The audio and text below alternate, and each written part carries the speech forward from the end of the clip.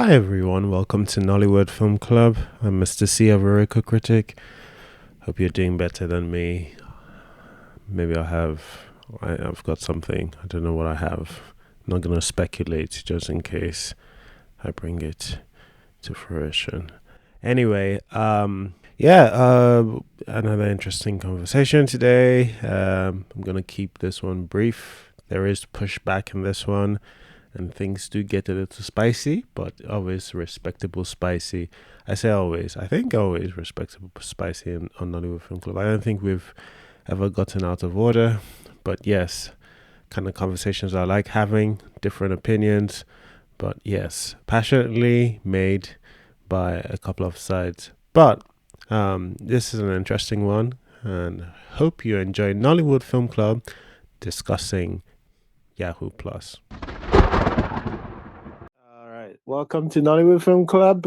We do discuss movies every Sunday. We were off last Sunday. We gave everybody a break, including ourselves.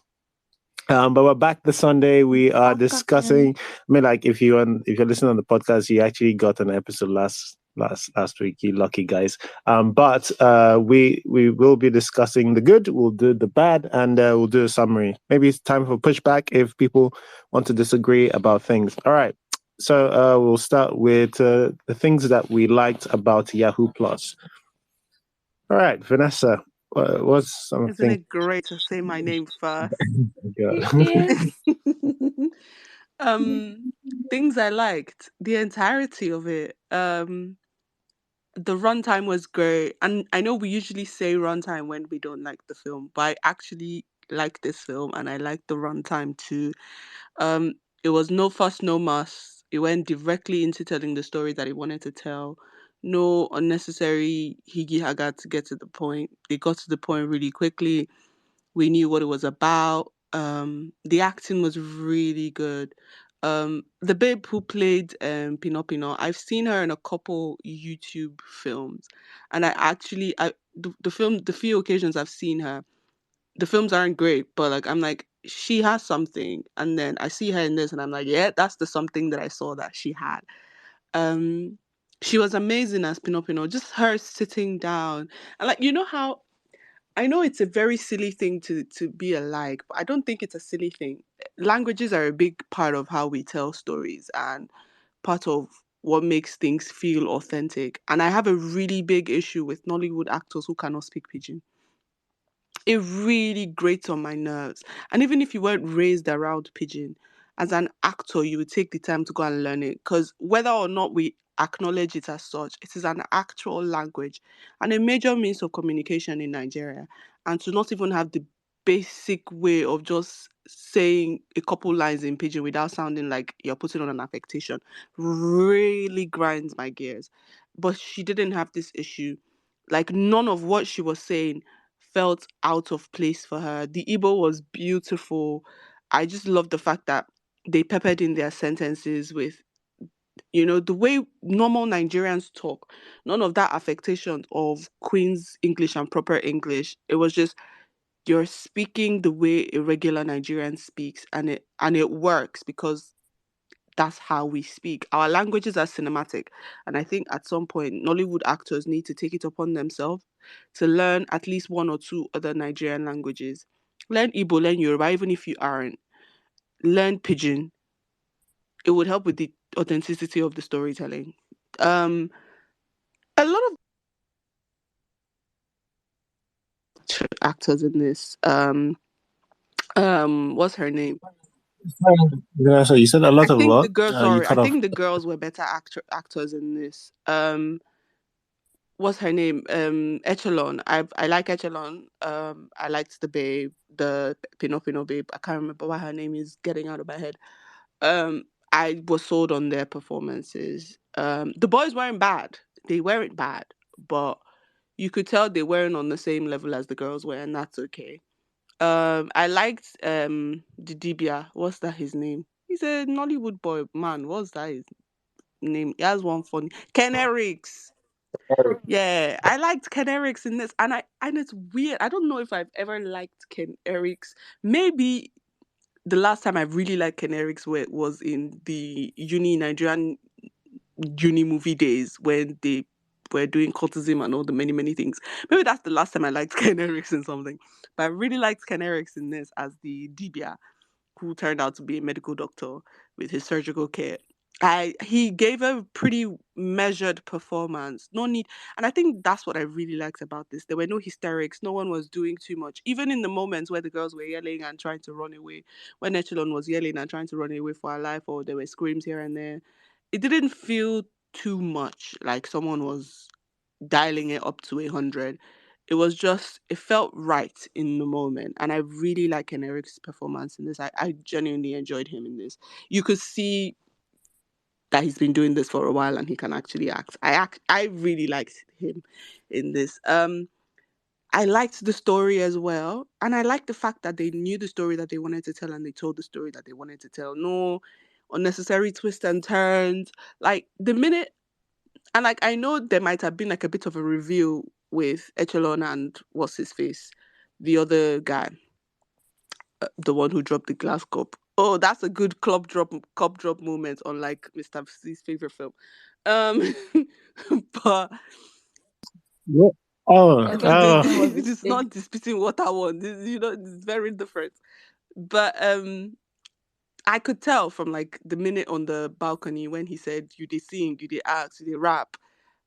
I was like, hold on, did this other babe say somebody want to collect 5K for going to audition? The dots matched for me and I didn't mind that. I don't need unnecessary twists and reveals. I think we've gotten to the point in Hollywood when we've been abusing the reveal and everybody's and then it just feels like they've written this story for the purpose of this grand reveal, and then 90% of the time it just falls flat because the rest of the film was so focused on this reveal that it becomes moot. But this film wasn't about the reveal, so when the reveal happened, it was like, oh, but okay, there's other things to focus on. I didn't mind that there was a mini reveal in the middle. It didn't feel out of place. I mean, yeah, so I guess what I'm saying is I liked it. okay. In summary. All right. Thanks, Vanessa. It's just Starfinder claiming Ifamas, finding Ifama and noticing her even in bad movies. All right. Is it me that say you should not be watching YouTube movies? That's actually such an impressive thing. Thank God, like nobody can say that I am the one causing you to watch it. If you're watching YouTube movies, you can't tell me. I love them so much. I don't care. I know what I'm getting into when I watch YouTube movies. I watch them to fall asleep. Like, I have to watch them before I go to bed. It's great. You push just adjust your expectations for our Netflix movies. No. Those are two entirely different things. The YouTube movies don't go to cinema. 90% of the Netflix movies that we have, except the ones that are originals, have put it upon themselves that they are going to the big screen. So I'm gonna judge you big screen style. Chai. Okay. All right. I think it was Teacher or Rotimi that came next? Okay, I'm going to say Rotimi. Rotimi, tell us some things you liked about Yahoo Plus. Okay, can you hear me? Yes. So I have a short while because I'm actually working right now. So I've been singing these praises of this movie since last year. I actually went to the cinema. A friend of mine told me about it, and I actually saw it first in the cinema. And it was like the very first thing is that like from the get go, I can see that the director doesn't have a lot of resources. This is one of the like really low budget, even for a Nollywood production. But working with resources that I had was still able to tell me a story like that. When I don't see this guy, the boyfriend, what's her name? Oh shit, I'm struggling. The boyfriend finds that his girlfriend is the girl that they wanted to use for the Yahoo Plus, and the girlfriend sees her boyfriend where she wanted to come and do the runs. I was like, yes, this is all I asked for in a story. First of all, this premise, this complication, this is now going to drive my engine. I know that this this guy is meant to kill this girl. This girl doesn't know that this guy is going to kill her, and she's here because she wanted to do wrongs to make money, and both of them are doing it. I love their motivations. Both of them are doing wrong things because of the love they have for each other. And I'm like, okay, this works. And you move it on, and you have the contrast with their two other friends. We have Pino and Ose. Ose is just like, we're getting this money by any means. She's your girlfriend, forget about it. Let's kill her and make the money. I don't care. Pino is like, girl, you're always forming good girl. You might just make some money from these runs. And I'm like, okay, these two characters, the contrast between the two sets of characters, both the boy and the girl side, beautiful. This is probably this is all like, as when you talk about writing, I think that some of the good things that when we watch things that are done by a writer, director, because a story does not need to be so elaborate. This thing was done in one location. Majority of the story happens in one location, which is one of those things I'm like, you don't have stars. So I think we posted something from one of that guy, Nollywood Goodfellow, an Indian guy, and it was like, there are no A-listers, but they give A plus performances. And I'm like, this is all I asked for. And I'm like, I sound like I'm beating this drum and everything, but I'm like, it's not until I list every single cast member as an A-list person that does not mean I have a great story. And this is that thing. This is the first thing that's driving this thing. They don't have the production. They do not have the A-list stars. They don't have the fancy cameras. They just have a story. And I'm going to shout for any. And like I've seen a lot of some comments are like, how this kind of movie may come on top of Netflix. I'm like, guy, if you don't understand this, and I can't help you, because this is, if I had money right now, I'm a big production company in Nollywood, I want to buy a script from Ebuka. I want to buy a script. If I have money right now, I'm like, what do you have in development right now? I want to put money down. And I'm like, I just need something like this, because it's not a high scale production. But like, it's just a little more is added to what he's already doing. You can see a potential for a profitable movie that can be interesting, to have a meaningful story. And that's all I ask for. Like, sometimes it's not that deep. The idea of having people sound natural, the Igbo with the pidgin, the acting comes out more. I feel like Nigerians, whenever they are in their natural, that's why like the epic that they started advertising Jagu Jagu. I saw a whole bunch of people interested to watch it. We naturally gravitate to our natural languages. I'm not against anybody doing English speaking films, but it doesn't just translate as well as when we do things in our native natural states. The pidgin, the Igbo made the acting feel a lot more natural, made it more effective, it made me more believable. And when you look at the characters, based on like, I don't know these guys. This is the first time I've seen any of them, apart from I think Echelon, when I saw her in Dika's movie last year. It was, I look at people desperate for whatever reason. So maybe or she's desperate. Pino is like, I do this to make my extra money. I'm like, this is all I'm asking for, because it lends itself to the believability. Because I'm not looking at this one. I'm looking at Nancy Sime. I'm looking at Timmy. Oh, they're my fave. Oh, they're acting in one role. I'm just watching them as these characters. I don't even know what that girl's name is. I just know her as Pino. I'm like, that is how I remember her. And that's, well, let me just leave the mic. I'm sure a lot of people want to say anything. I have to go back to work. But thank you. I really like Yahoo Plus. I hope we have more things like this. I can't wait to see the next thing that Ebuka is going to do. So, yeah.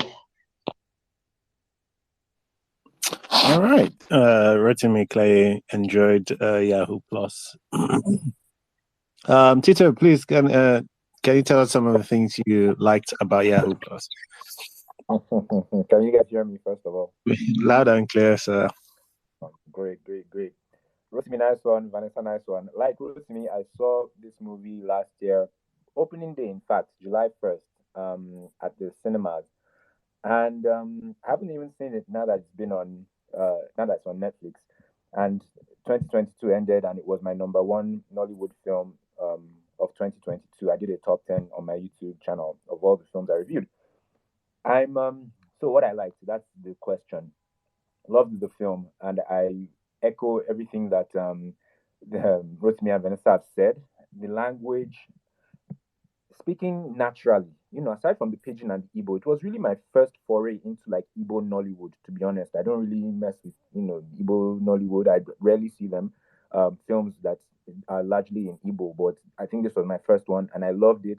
So there was that, but there was also the fact that these guys were speaking very naturally. They didn't feel like they were running lines. And I said this exact same thing to, by the way, I have an interview. It's funny, I have an interview with the director, Ebuka Njoku, that we filmed pretty much a year ago, July as well, 2022. So I just released it this weekend. I waited till it got on Netflix. And so I put the link on my Twitter. It's on my page anyway. So if anyone that's interested in learning a bit more about the film from the director himself, we talked about, fun fact, Ken Eriks, the doctor guy, he was, they already started shooting when he was cast. Production has started. So it was one of those funny situations that he wasn't the one they had in mind, and he was like, I know he was a contingency, and they already started filming when they cast Ken Eriks for that role. Anyway, that's one of the many things that Ebuka unveils in the interview. The point I'm making, or I was trying to make, is that the way they were speaking naturally really struck a chord. So many things about that film struck a chord. And like Rotimi said as well, it's not until you see big faces or, like Vanessa said, some elaborate plots.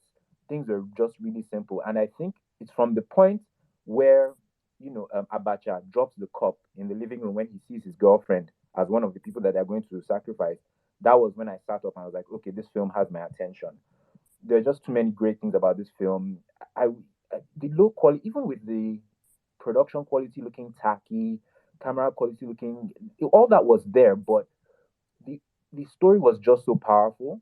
This was Ibuka's first feature. He wrote it, co-produced it with Lorenzo. Lorenzo was the guy on the phone that they kept on calling, who we never see. So he was a producer as well. They co-produced it. It was like previous speakers have said. It looked like they didn't have that. They obviously didn't have that many resources, but they went above and beyond in the storytelling. And there are so many lessons that contemporary Nollywood can learn from Yahoo Plus if they would humble themselves and listen or pay attention. It's not by big stars. It's not by big stars. It's gotten to Netflix because that's what a lot of the producers and casting directors, filmmakers, and Indie and Co think, that it's until you put DME or Nancy or whatever before people will watch or before you can sell to Netflix.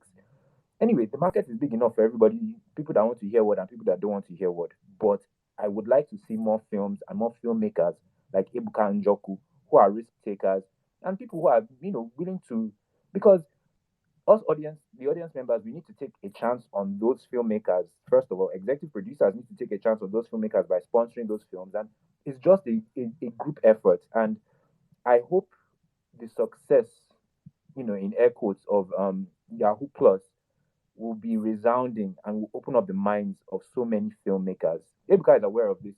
I've seen him here at Nollywood Film Club a couple of times. I'm surprised he's not in the room. He's aware of this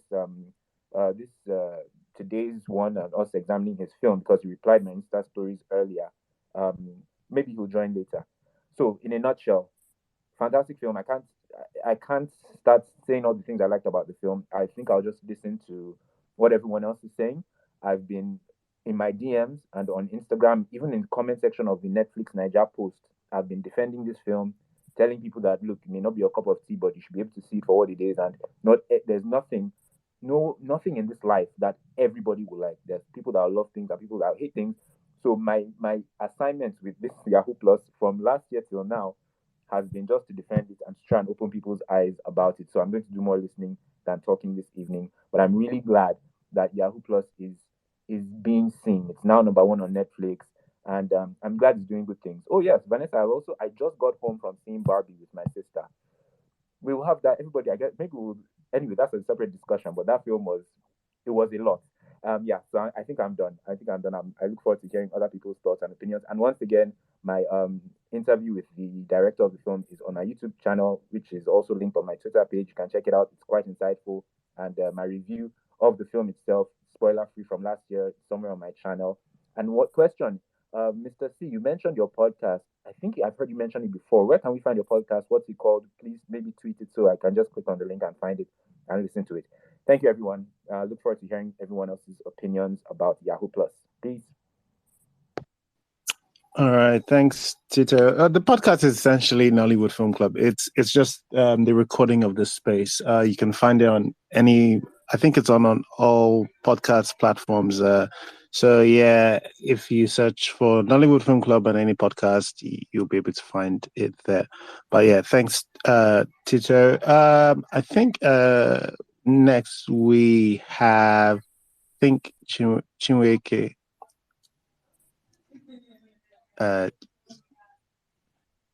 Chinweke. Okay. Hi. Are you busy? Are you able to tell us Let me things you finish enjoyed? after the next question, please. I'm very busy now. I'll get to the second location. Thank you. All right. Okay. Atas, please tell us some of the things you liked about Yahoo Plus. Sure. Hi. So Yahoo Plus, I liked Oser, the character. I felt like he was very natural and conveyed the like desperation and just willingness to do anything for money, including sacrificing his own girlfriend. Um, and I liked also that he wasn't a there's a thing Nollywood does where they make characters one note, and so it was nice to see him also have a soft spot for somebody else and kind of have his own limits there in that way. I liked the scene for not the scene, so the set for Kamso and her friend. It was very believable, and it felt fluid and natural. They fit in quite fluidly in the scene, and yeah, there was some naturalness to the dialogue that was very lovely. Um, I enjoyed some of the Pinot Pinot. I enjoyed Pinot Pinot. She was fun and refreshing, and I like the idea of the story. But that's it for me. All right. Thanks a lot, Atas. I just recalled actually. Yeah, I'm able to speak now. Just give me 1 second. Let me make announcement and then I'll call you. Sorry, I didn't get that. Just yeah. Okay. So yeah, I was just just based on Tito just reminded me, and it's silly that I forgot about it. You know, when I was talking about Ebuka not being on the space, there is there'll be a space on Wednesday. I think what I do on this with Nollywood Film Club is that every film we discuss, the writer, director, anybody who wants to like have a discussion after it is happy to message me, or sometimes I message out there. In this case, I messaged out to continue the discussion or like just get more context and all of that. Does not invalidate anything anybody here says. It's just providing context, and just sometimes based on my interest or based on the interest of the filmmakers. We've done it a couple of times. We've done it with Raz Guy. We've kind of did it with Badamasi.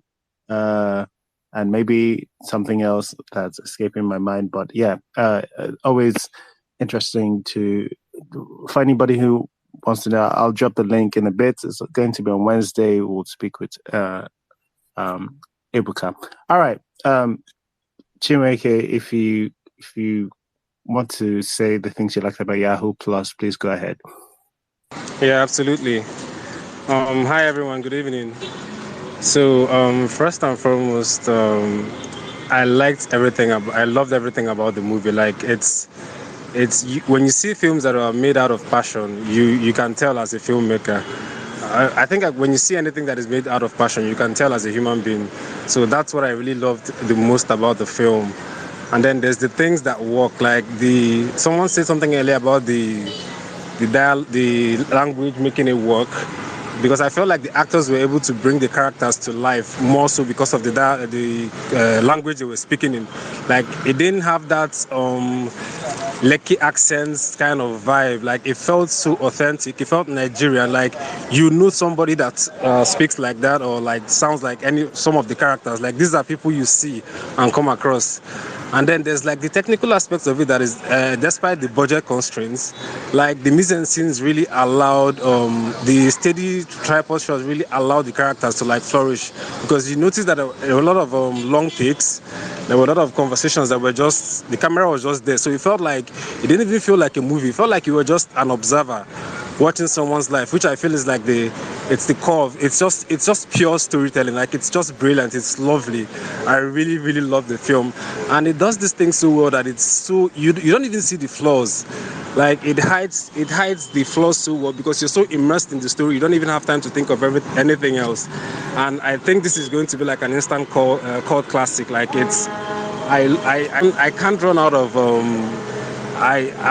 more like I'll run out of words to describe how much I really love the movie, and it's so inspiring. Like, as a filmmaker that wants to tell this kind of stories, because that's really something that he's done for people like myself, and I'm sure a lot of other people out there. It's just brilliant. It's just brilliant work. Thank you. You. More love coming Yahoo Plus way. Ainkons, do you want to tell us some of the things you liked about Yahoo Plus? Ainkons, are you there? Yes, I am here. Sorry. It's just so hold on, please.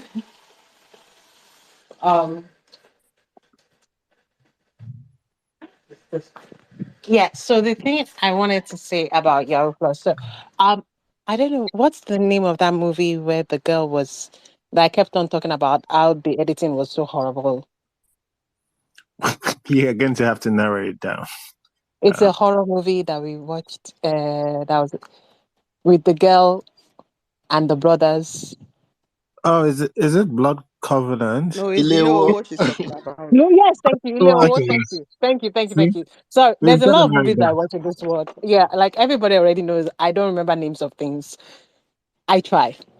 If I'm writing a paper, I have to look up names of things. Honestly, you don't know how many times I have to look up names. So there is one thing I remember people saying in Nollywood that it was kind of like a throwback, like you understand to old Nollywood, and like maybe you understand the conversion of the conventions of Nollywood ritual movies, right? And I said no because it doesn't really seem like it understands the tropes of it. This movie understands some of the tropes of it, right? And it subverses it. So this is what I mean by saying, like, you have to understand and respect something, truly respect something to be able to subvert something. Well, I feel like you have to do that. People still try to do it, and sometimes it works out, sometimes it doesn't work out, even if they don't understand or respect things. And I absolutely, this movie, adore it is the way the dialogue, lovely. The right Sometimes I do think that the writer really did like maybe override the dialogue, but it's a movie, and movies are not going to copy the way people talk in real life. It's supposed to be an higher kind of artistic, an higher expectation of how people speaks in movies. It has always been like that. So I thought the movie really did well in that. There were so many things that even the writing, it was like it touched on many themes, and I thought it was really, really good. It was a really, really good movie. Yes. We're still talking about likes. Ken Eriks is actually known. So it was kind of a little bit like the biggest name there. Ken Eriks is not necessarily playing the focus on it, and it's all like more unknown actors, and they casted well for their roles, and I also think Ken Eriks were casted well for his role, and Ken Eriks always gives good performances most of the time. Like, he's actually, I've always thought he was a good actor. Um, I l- love how it really, really is localized within Nigeria, even though it's like talking about how it doesn't necessarily believe in the juju thing. It is still very, very. It is a Nigerian movie, true and true, and it's also a movie that can also get very universal about the idea of making it and the idea of what you're going to do, and all the characters there are definitely multi-dimension. They have dimensions to it. I wouldn't necessarily say they're all multi-dimensional, but they have dimensions to it, which is something more than movies who have bigger budget have done. And I also like there's some of clever ways that they try to hide the fact that they don't necessarily have the money for it, and some of the decisions that the director makes to make up for kind of the lack that they don't have, which makes great sense. Which is one thing else that like Nigerians, a lot of Nigerian directors, I don't know, I shouldn't say a lot, but like a couple should also probably also try to pick up from. Like you can do things if you have limited resources, you can do things to try to hide it that can make it a little bit better. um the story itself, it's just wonderful. It's a wonderful story that examines, and it also connects to things that goes on ground to Nigerians, and it connects to things that it's just things that people can understand about. It's not so eye concepty, even though it might be considered an eye concept something, but like it's not so removed from people's daily lives, which makes it relatable to people. So it's also a movie that shows like you don't necessarily need to have the biggest budget, the biggest what's it called?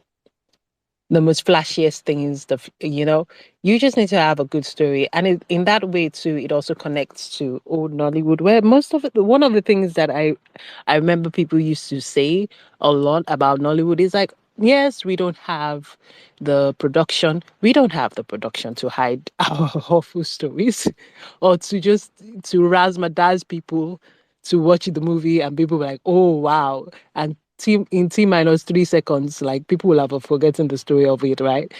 We don't have that budget. We are not America. We don't we don't have that technology, mostly because again, we don't necessarily have electricity that is constant to give us the ability to do that in the entire country. But yeah, we don't have those things. But what made Nollywood a pretty big get to where it is, like we're number three in terms of economic, behind Bollywood, and behind Bollywood, and we're number two in the amount of movies that we make, right? So Nollywood got there based on its stories, and I get there's a push to make production better, which I agree with. I completely agree with that, and I think that's a good thing to do. But I feel like sometimes in the goal to get to the next step, you forget what originally led you to the first to to the first place, and you can lose yourself. And I don't think Nollywood should lose its storytelling, its story focus filming as we try to get the production and other stuff in it. And this movie is a good one, and I'm very glad that movie did well in theaters, and at least that's what they told me. I don't know if it did well in theaters, and I'm very Yeah. glad the movie is doing well on Netflix. All right. Okay. Thanks, Arinka. All right. Ikade, do you want to tell us some of the things you like about Yahoo Plus, and were you responsible for having this movie number one, or was What? Okay, yeah. Our review was responsible for making it number one now. So it wasn't a decision like just unpicking it and dropping it there.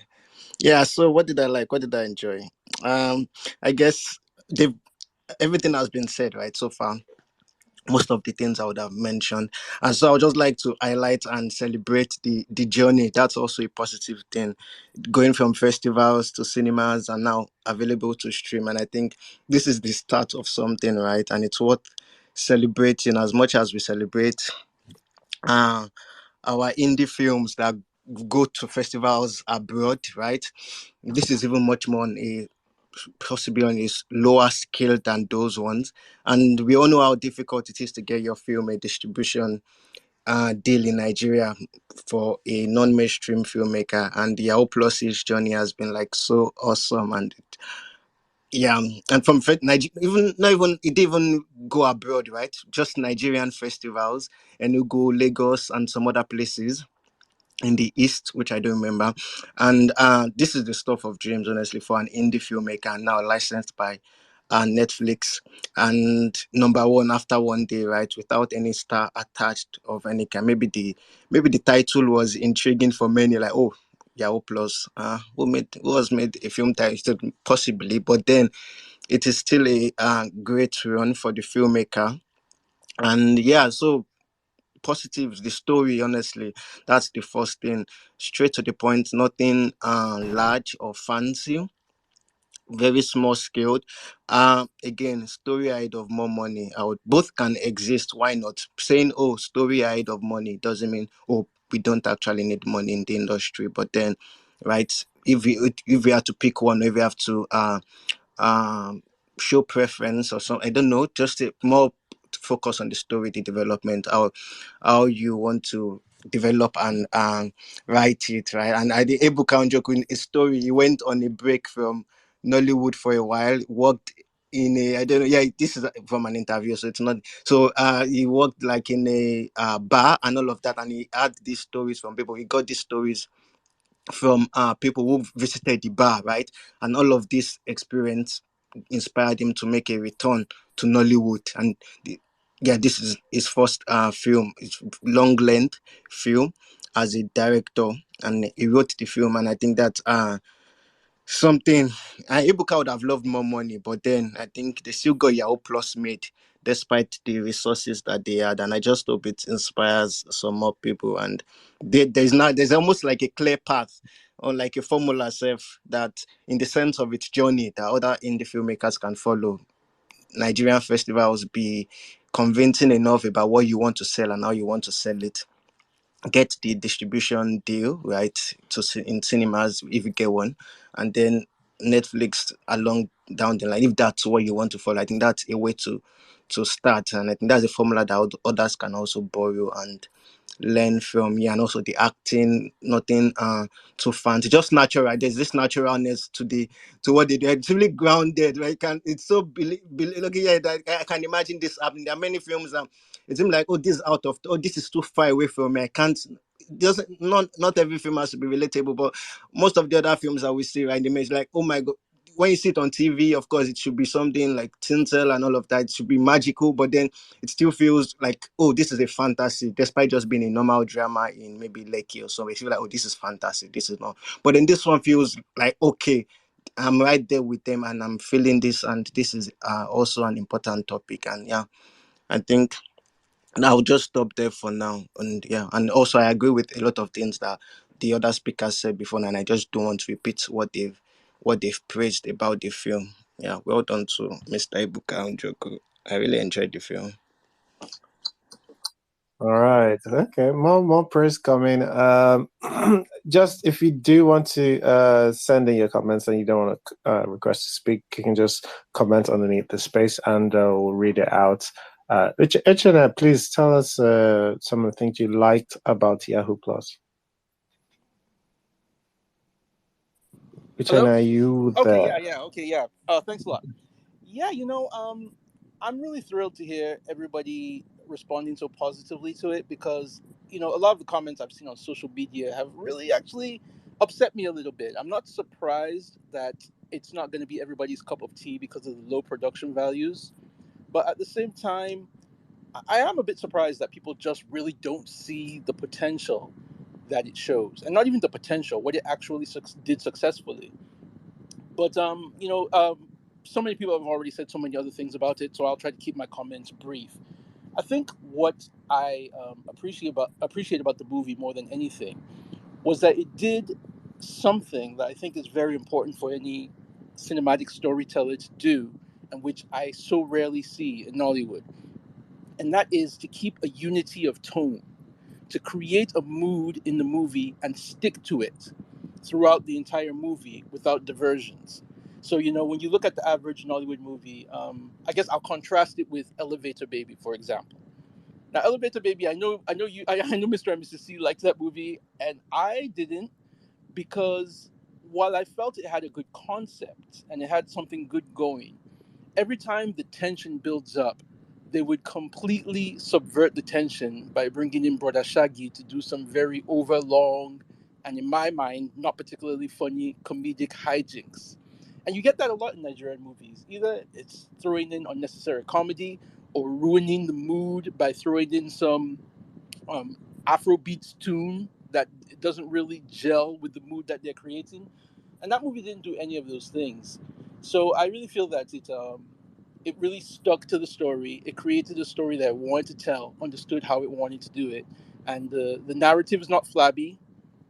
The events in the story are motivated by the characters, not necessarily by an artificial plot, and all of that worked for me. And as much as the cinematography left a lot to be desired, there were some points at which I could see some really good thoughts going into how things were framed and how the composition of scenes in some cases I could see that there was some thought going into it. So I really commend this movie. I think this is the best Nollywood movie I've seen in a couple of years. I know it's got loads of shortcomings, but I think what it does successfully overcomes a lot of things that it fails at. I guess that's all I'll say. All right. Thanks. Thanks, Uchenna. I did like that the thing about the tone, and that's definitely a thing that some Nollywood movies have not done very well. The last film I think I praised for that that also everybody kind of hated was Ilewo. I think Ilewo did well with keeping tone about having issues elsewhere in the film. But yes, it's nice to see the tone being kept consistent. Mr. C, what? Oh, oh my goodness, sorry. Ada, I completely missed you out. I'm sorry. Ada, please tell us some of the things you like. I'm sorry. Very terrible behavior. Um, yeah, so some of the things I liked, first of all, the fan art for the movie, the poster that was done with the keyboards. I really like that. I also commented on whoever did it. I really like that. It's well done. I like that there was anticipation about what they were gonna do. Like at the beginning, there was a lot speaking about it, so it kind of made you wonder, um, you know, finally see if they were gonna go through with it or how it was gonna pan out. Um, especially with the stakes of her being the girlfriend. So, there was a little bit of anticipation for that. I like that it was quite Igbo. I don't feel like we get a lot of that as much. And when we do have Igbo, it's just sometimes sprinkled here and there. I like that his sister, what's this guy's called? Abacha's sister's baby is called Charles. This is a random point, but I was like, how is the baby called Charles? This is hilarious. Well done to everyone involved.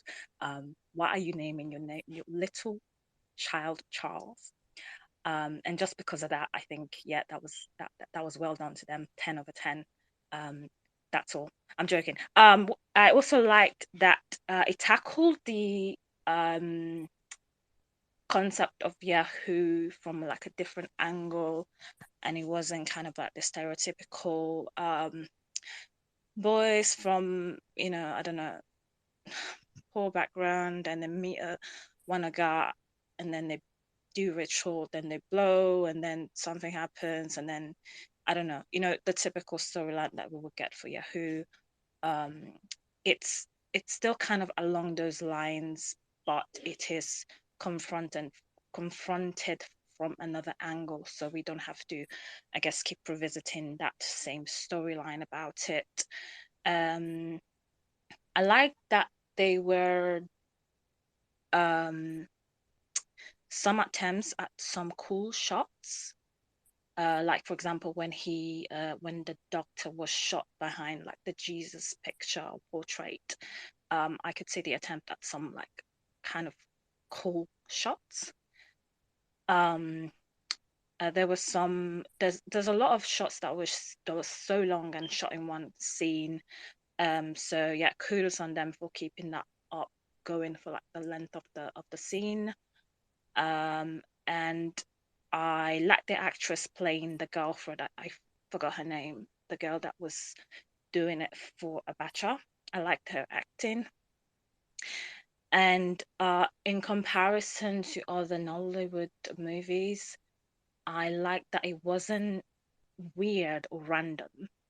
And I don't know how to explain it except if you've watched some other Nollywood movies where you feel like, why are they doing this? Or why some things just don't rhyme or make sense, or why is the story here? I feel like it just, what the story was and why they were telling it, and it just was not weird. So kudos to them for that. And yeah, that's it from me. Thank you. Thanks, Ada. When people start praising things for just not being out of nowhere, but I actually understand what she means. But I think Usole is the best example of that in almost the best and the worst kind of way. All right, Mrs. C, do you want to tell the people what you liked about Yahoo Plus?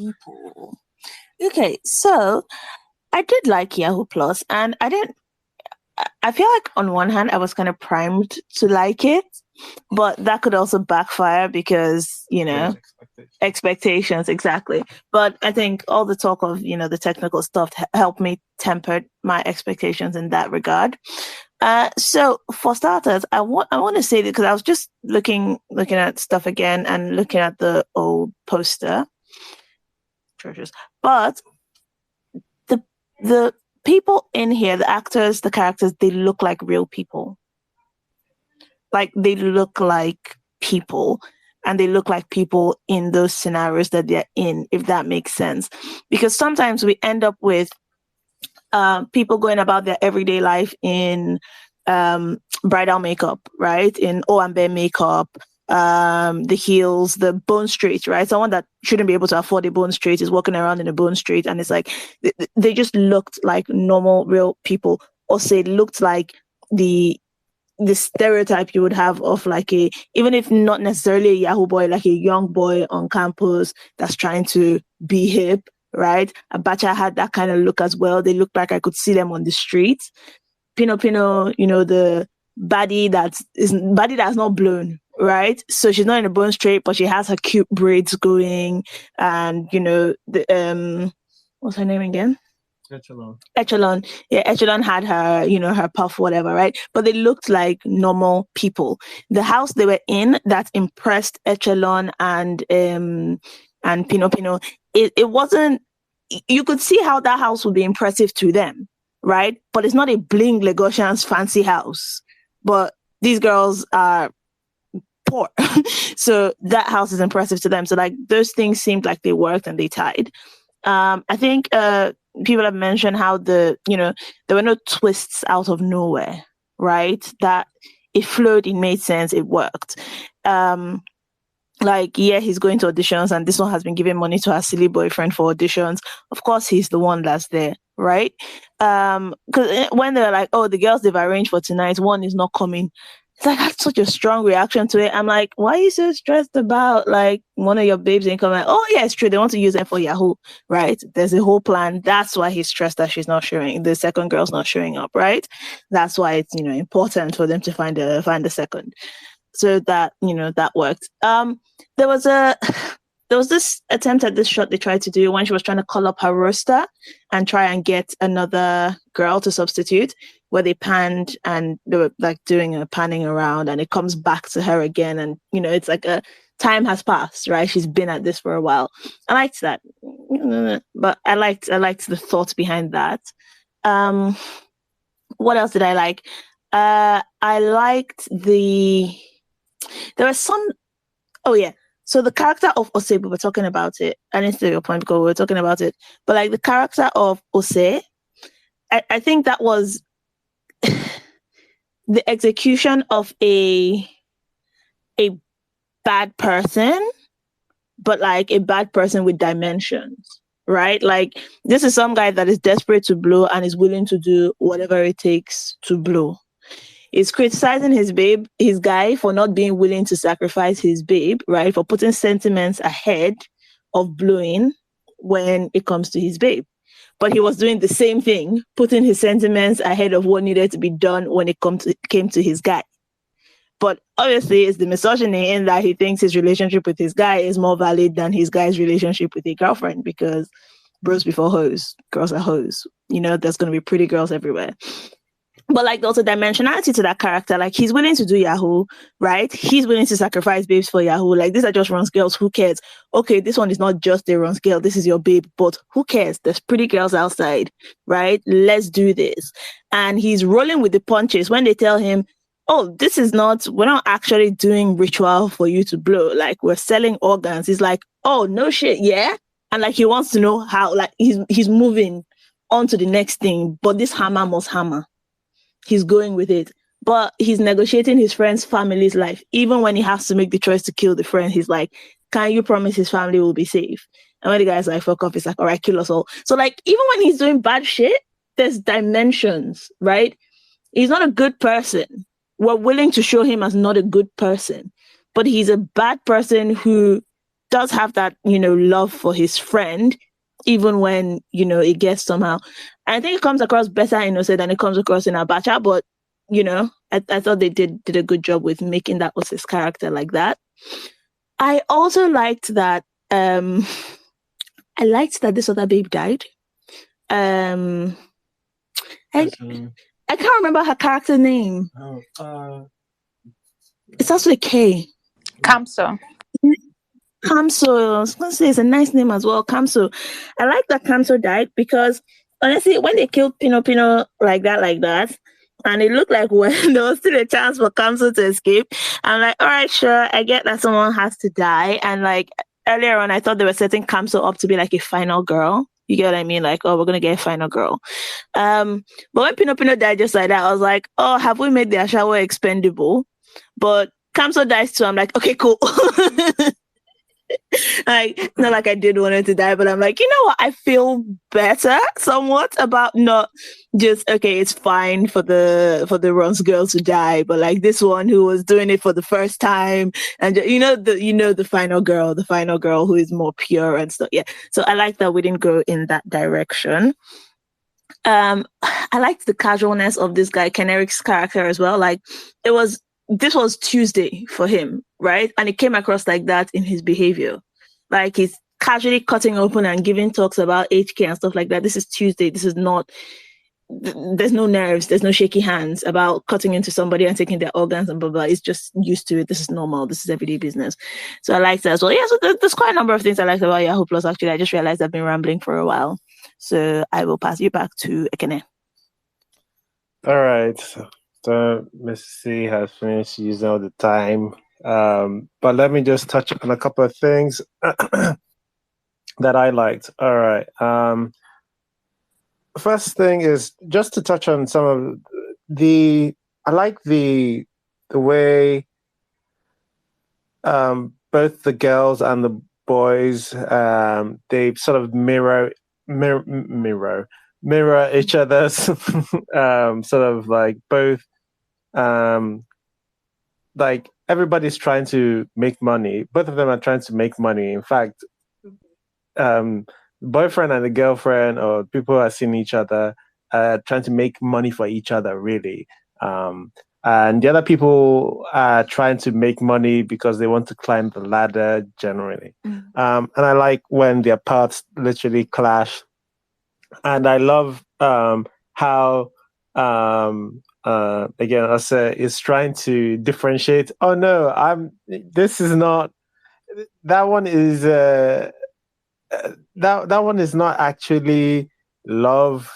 That one you have for her is not love like the love I have for you, my G. My own love is the true one, the true original love. I do like this because everybody is a hero in their own story, right? So I like. Yeah, it's just the dimensions thing that people have said. I did like the story. I like this film has a good sense of humor in it. We laughed at a couple of places in this film, even at some places that like it was kind of dark. I remember when they had she had been drinking what's her name what's the famous name in this thing? Pinocchio. Pina Pina and Pina and Pina was still like they were trying to wake her up from the premiere, and she was like, because like at this point shit has gone down. Yeah. It's like we need to move. And Pina is like, I just want to sleep, guys.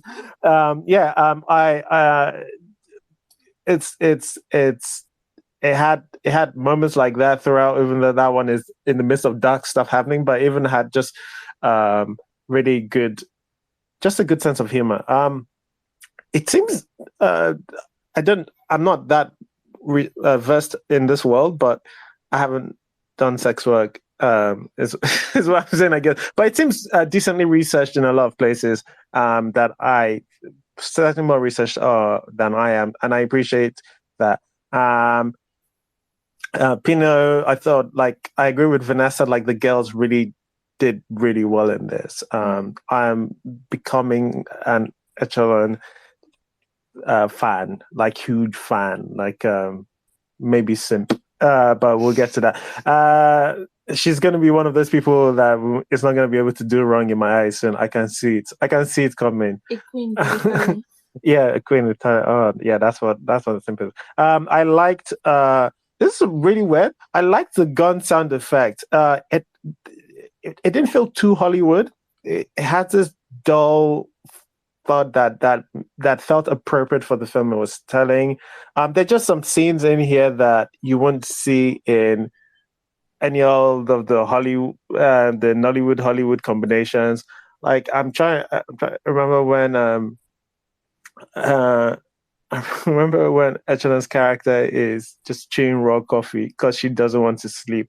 Just like weird, just weird stuff like that. Just happening. I like stuff like that. It just feels like, oh, you didn't just try to adapt X screenplay for this. I also just like the way the genre shifts. Like, I mean, like it's called Yahoo Plus, and we go into expecting like it is a horror thriller type movie, but you go in maybe expecting, oh, this is going to be about sacrifice, but then it goes into this monster in the house type horror story where you're trying to escape. You're in this you're in this house with the danger, and you need to get out of it, and then comes to a part where it's almost it turns into I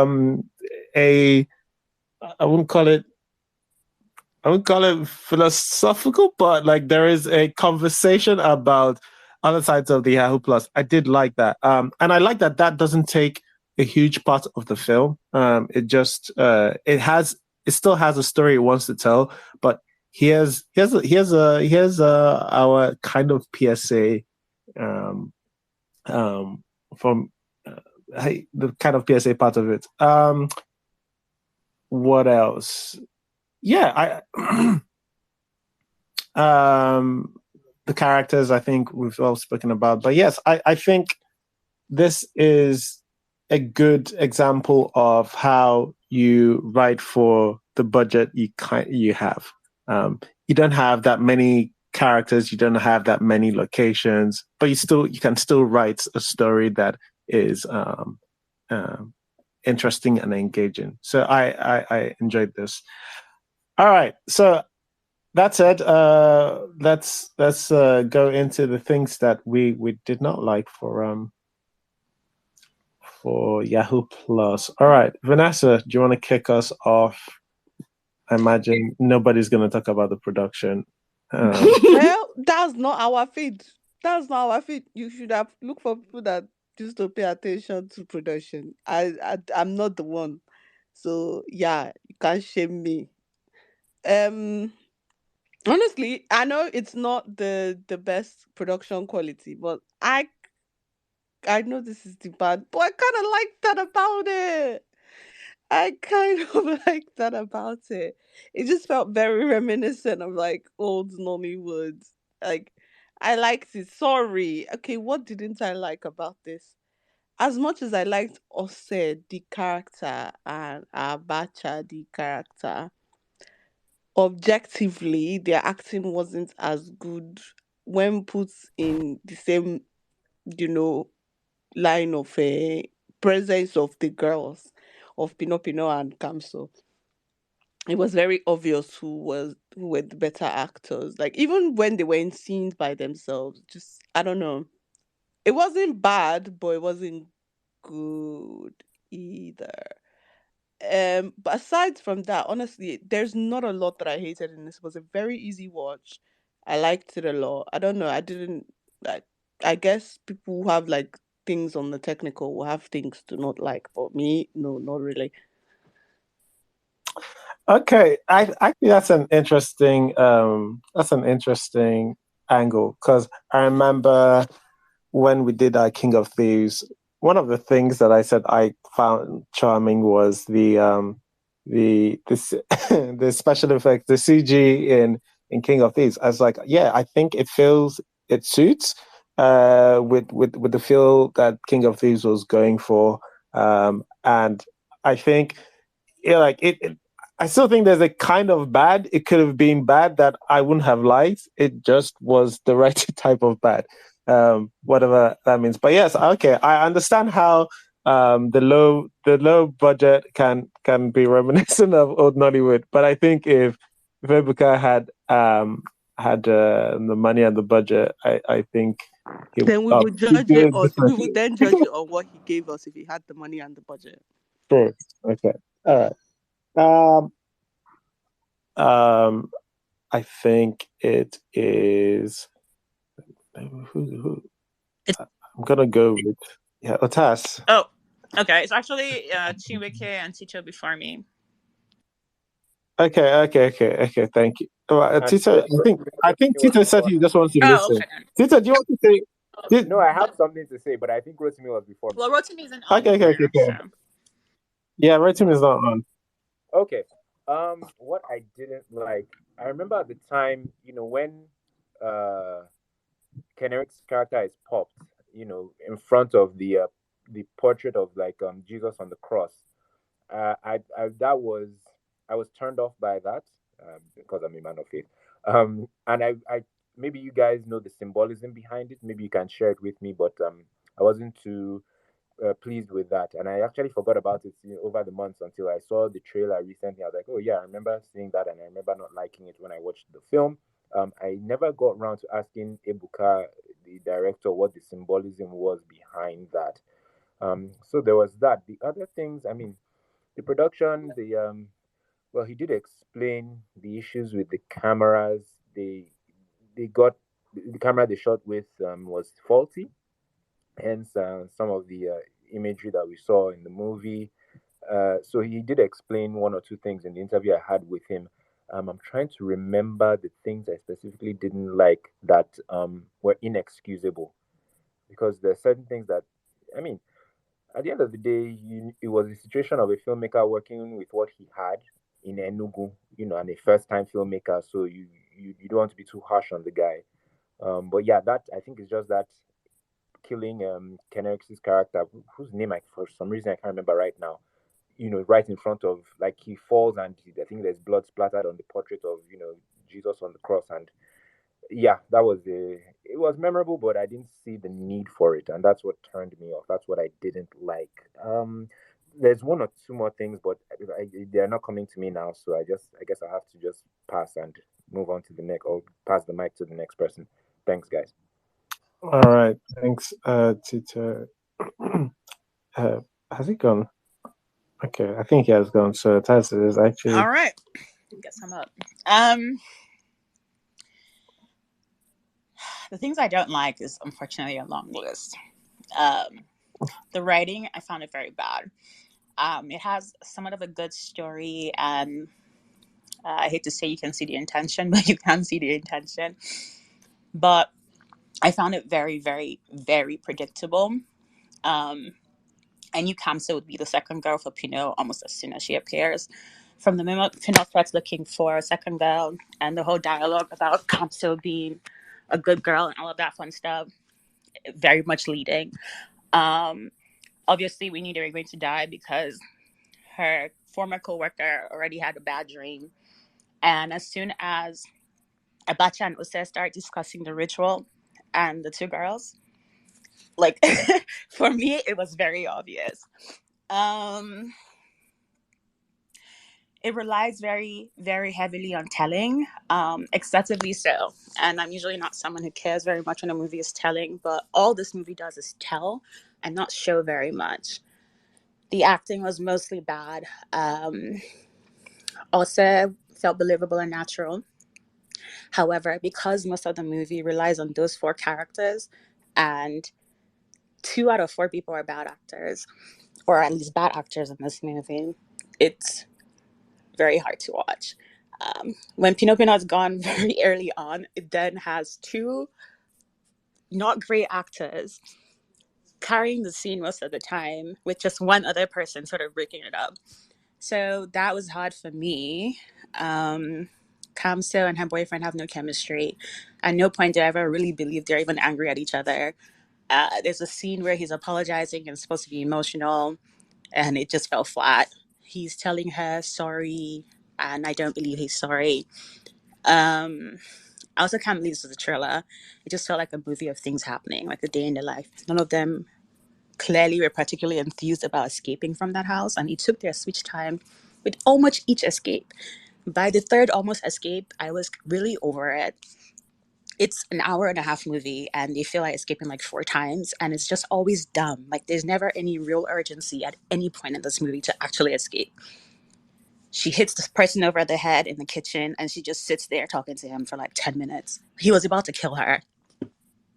Why? And so those almost escapes happen like 3 times. The third time, after he has shot the guy, they go upstairs and decide to pack very meticulously, and the other one is like showering or something. Like, who has the time for that? But yeah,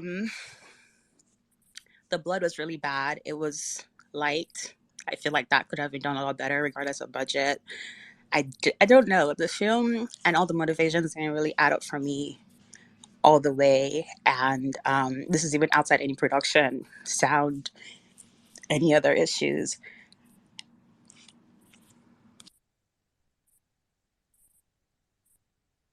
That's it. Oh, okay. All right. Thanks, Atas. I think there are a couple of things you mentioned that would be on my list. But like there's some that I very much disagree with. I wonder whether we'll get to that in pushback time, but we'll see. I think Ikade is it. I think it's. I'm gonna go with Ikade. Then Unicorns. Sorry, I do see you, but you're in the queue, but you're behind. Sorry, go on, Oh, Ikade. it's fine. I don't think I really have anything negative to say other than what others have mentioned. I'll just listen in and maybe, yeah. Okay. All right, cool. Unicorns, do you want to tell us some of the things you didn't like? Okay, so I like the dialogue, and I do like and like I said, it needed like dialogues can they're always highly stylistic. The only I think people have said it. So and I agree with a lot of things Ausatibu also said too.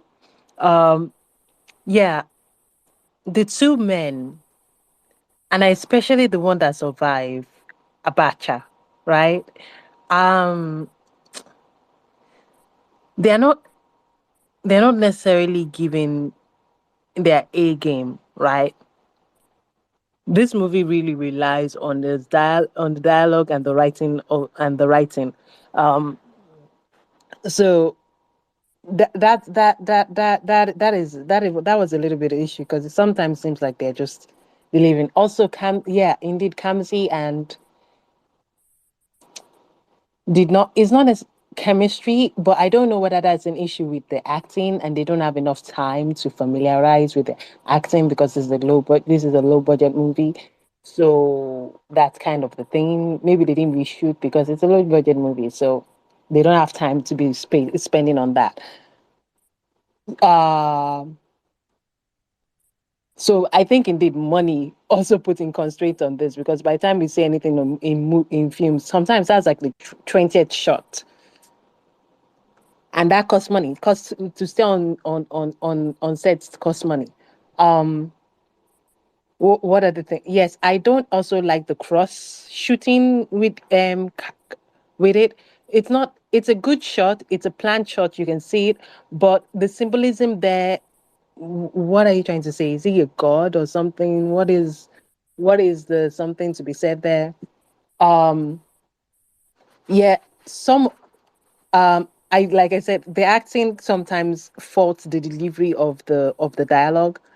Ken Eriks was good. The Kamzi girl and Pino Pino, I think they did very well too.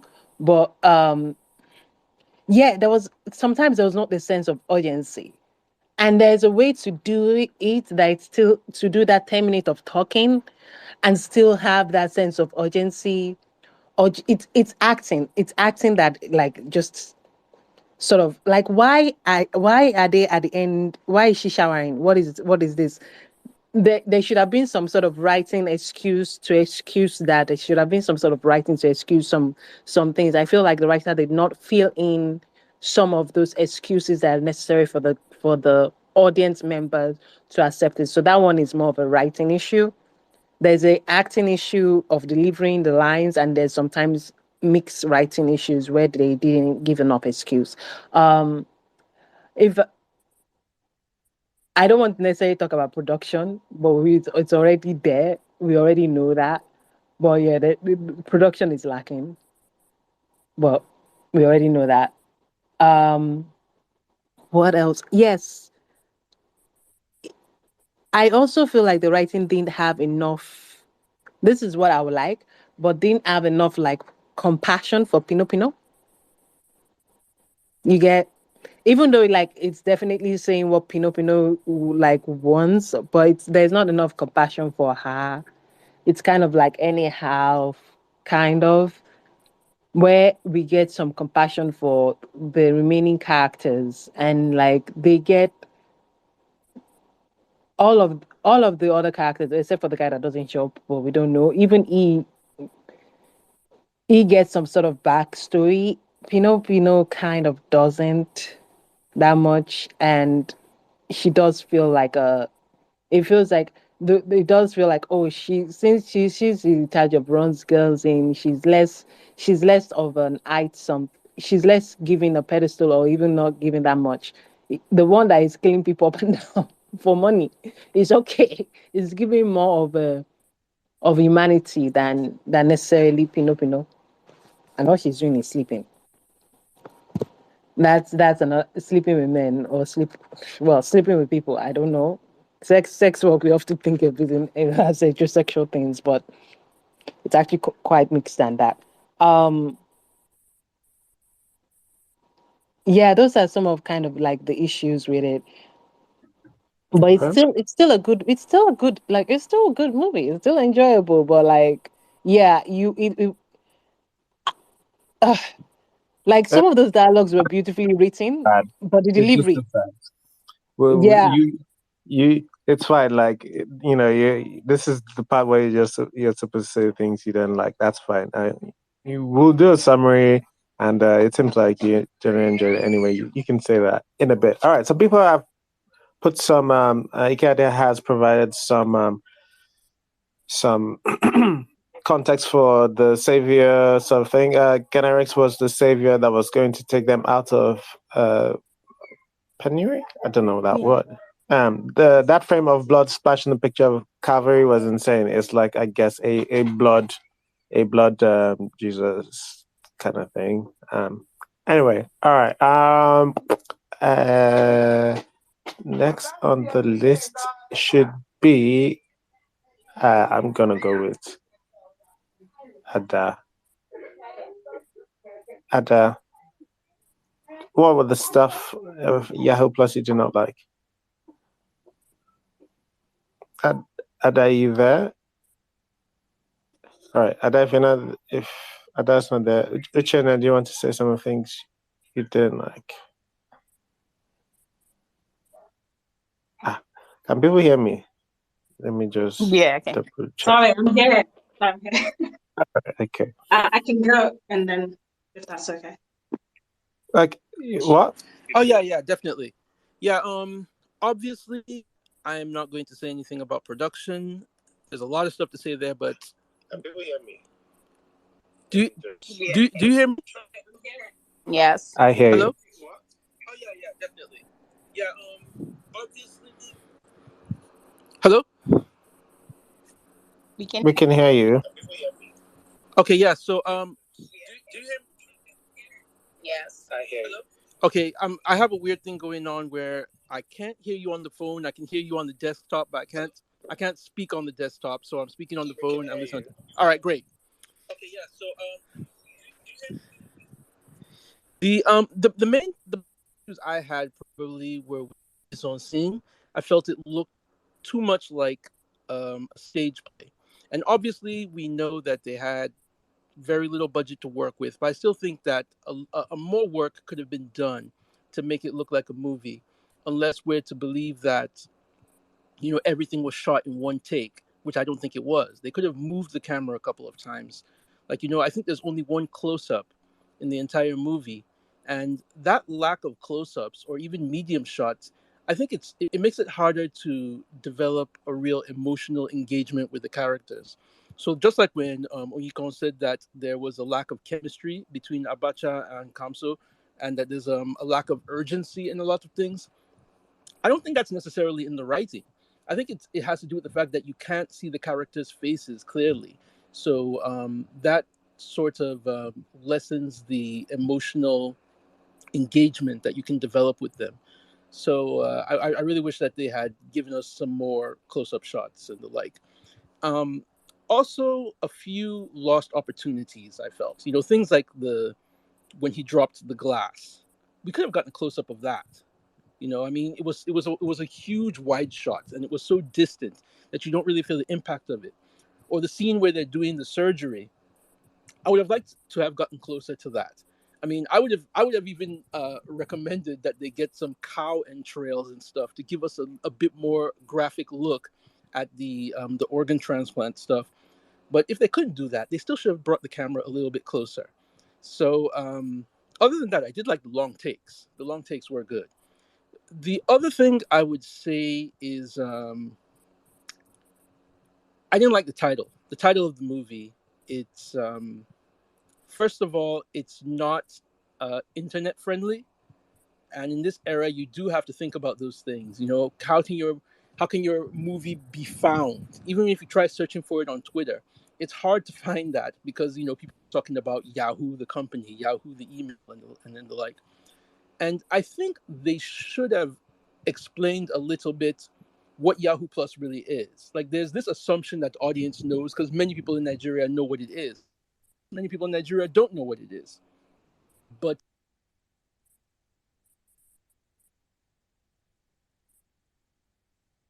audience that might be watching it. And especially since later in the story, they subverted the common understanding of what Yahoo Plus was, but they never explained what Yahoo Plus was in the first place. I mean, obviously, we get it because we understand the whole idea of this money ritual. But I think they should have at least put a few token references to set up what they were eventually going to subvert without telling too much, because obviously there is a lot of telling and not enough showing in this movie. But I just felt those were some small opportunities that were lost. When I was watching it, I found myself thinking, man, I wish I could give these guys money to make this thing over again, because it's some really great work that I felt they just did not have the opportunity, or maybe they did have the opportunity in some case and didn't take it, to develop it as cinematically as they could have. I guess that's all I'll say. All right, thanks. Ada, are you ready? I am ready. Sorry about that. No worries. Yeah, so some of the things I didn't like, a lot of it was, the production, which, I understand it's just a limitation, but I think some things could have been in their control. So a lot of the sound, there was a lot of background noise. Literally the balconies, I think it was a balcony anyway, the balcony scene, you can hear cars all the time honking. And it's like, okay, shoot it indoors or something. That's something that's within your control. Shoot it in another location, retake it. I don't know, something like that. But it just felt like that was let go for some reason. And it wasn't just once, it was like quite a few times. So I don't know why that was allowed. I feel like that's something that could have taken control over. I also, on the other side, feel like at times it was too quiet. And I was like, at a certain point, I was like, even if you have to bring the old Nollywood sound effects, do something. Like, it just felt like it was just too quiet. And I think a lot of times, like, music and background and all that good stuff helps to build attention and helps to build the kind of like motif of the movie, but it was just too quiet, I feel. The dialogue, I think, was too tedious. It was in parts too repetitive, too long. I think it was kind of if I was watching it in the theater, I think that would be fine. But in a movie, I think it's too much. They were trying to make it like a real conversation that you would have in person. But I am not watching two actual people have a conversation. As a movie, so you have to cut to the specific part that we need. So like again, the balcony scene, they were just talking. We must blow. We have blown. But all these things we've done. Yeah, but it's not enough. But it's like, okay, get to the point, make it concise, tell us what you want us to say with this scene, and let's keep it moving. We don't have to have the whole progression of the conversation. And that's a thing throughout a few scenes in this movie where I felt it could have been a bit concise, but I felt like maybe they were just trying to tell the whole thing through this dialogue, through this conversation.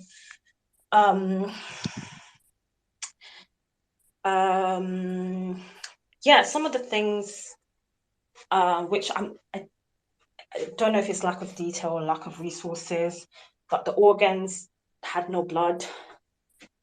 When they were taking the organs out of a person, there was no visible blood. Like the gloves that they were holding the organs with were not stained or anything. They shot the bullets at the door. There was no holes at the door. I don't know if that's, again, I mean, I feel like even if you don't have resources, that it's still within kind of your control to try to do things like that. There was no background acting. Like, again, they were doing a lot of long scenes and dialogues. And I feel like if you were talking about, my guy, kill your friend in front of me, as the person you're talking about killing, I would have some sort of reaction. But a lot of times the actors were in the background, were literally just in the background, and they were kind of waiting for the main actors to finish acting, and the scene to end. And I feel there should have been a little bit more, acting in the background, but also as people mentioned, like close-up shots, other things to make us understand how, I guess, the people in the hostages or whatever we're feeling. Some of the transition scenes, I was not a fan of it. I think the time lapse one where they were, she was making the calls. Yeah, they don't really like that. I think that they focus on a post and then moved away from the person and she have moved to position. I see what they're trying to do. I appreciate that, actually, but I feel like if it's not something that you can pull off, then it's also fine not to. I think the story would have worked without trying to do things that you wouldn't be able to hit properly. I feel there was no follow through, or they were having some conversations. I think I don't even know if it's me. I didn't follow through, but the doctor was mentioning something about, okay, let's, we're not going to waste your friend. Let's do a body for another body. And it's like, yeah, deal. And I'll pay you 1 million naira. Okay, deal. And then he starts talking about killing his friend again. And I was like, didn't we just establish that you were not going to do that and you're going to just do a body for 1 million naira? I don't know. The same thing happens when Ose was talking to the guy in Hong Kong, and he's like, you know what, you're going to kill all of us then. The very next scene, he goes and killed a friend of Bacha. So what's the point of that? Saying that then? Like, you know what, you're just going to have to kill all of us then. But then you still go ahead and kill your friend. So why are we doing this? And what made you change your mind. I don't know. I feel like there was no follow through, or maybe they cut out some scenes. It was a bit inconsistent. And also, I feel like there was no actual tension and no urgency. There was, I think, a lot of the tension was relied on the actual the premise of the movie and the script, I guess, but not in the actual acting or anything else. I did not actually feel fear for their lives, for these people. And a lot of it is because I don't feel that characters themselves have any fear themselves. Like as I mentioned, there was no background acting, no type of thing to make me feel like these people are scared for their lives. Even when they kind of died, it wasn't like a tension. I don't know. I feel like they could have built that up. And again, no urgency as well, which adds up to the feeling of not being enough tension. As people have mentioned, you've escaped and you're just there in the bathroom cleaning up yourself, or there's no urgency from the characters themselves. So me as a viewer, I don't feel any urgency, and therefore I don't feel any tension within the movie.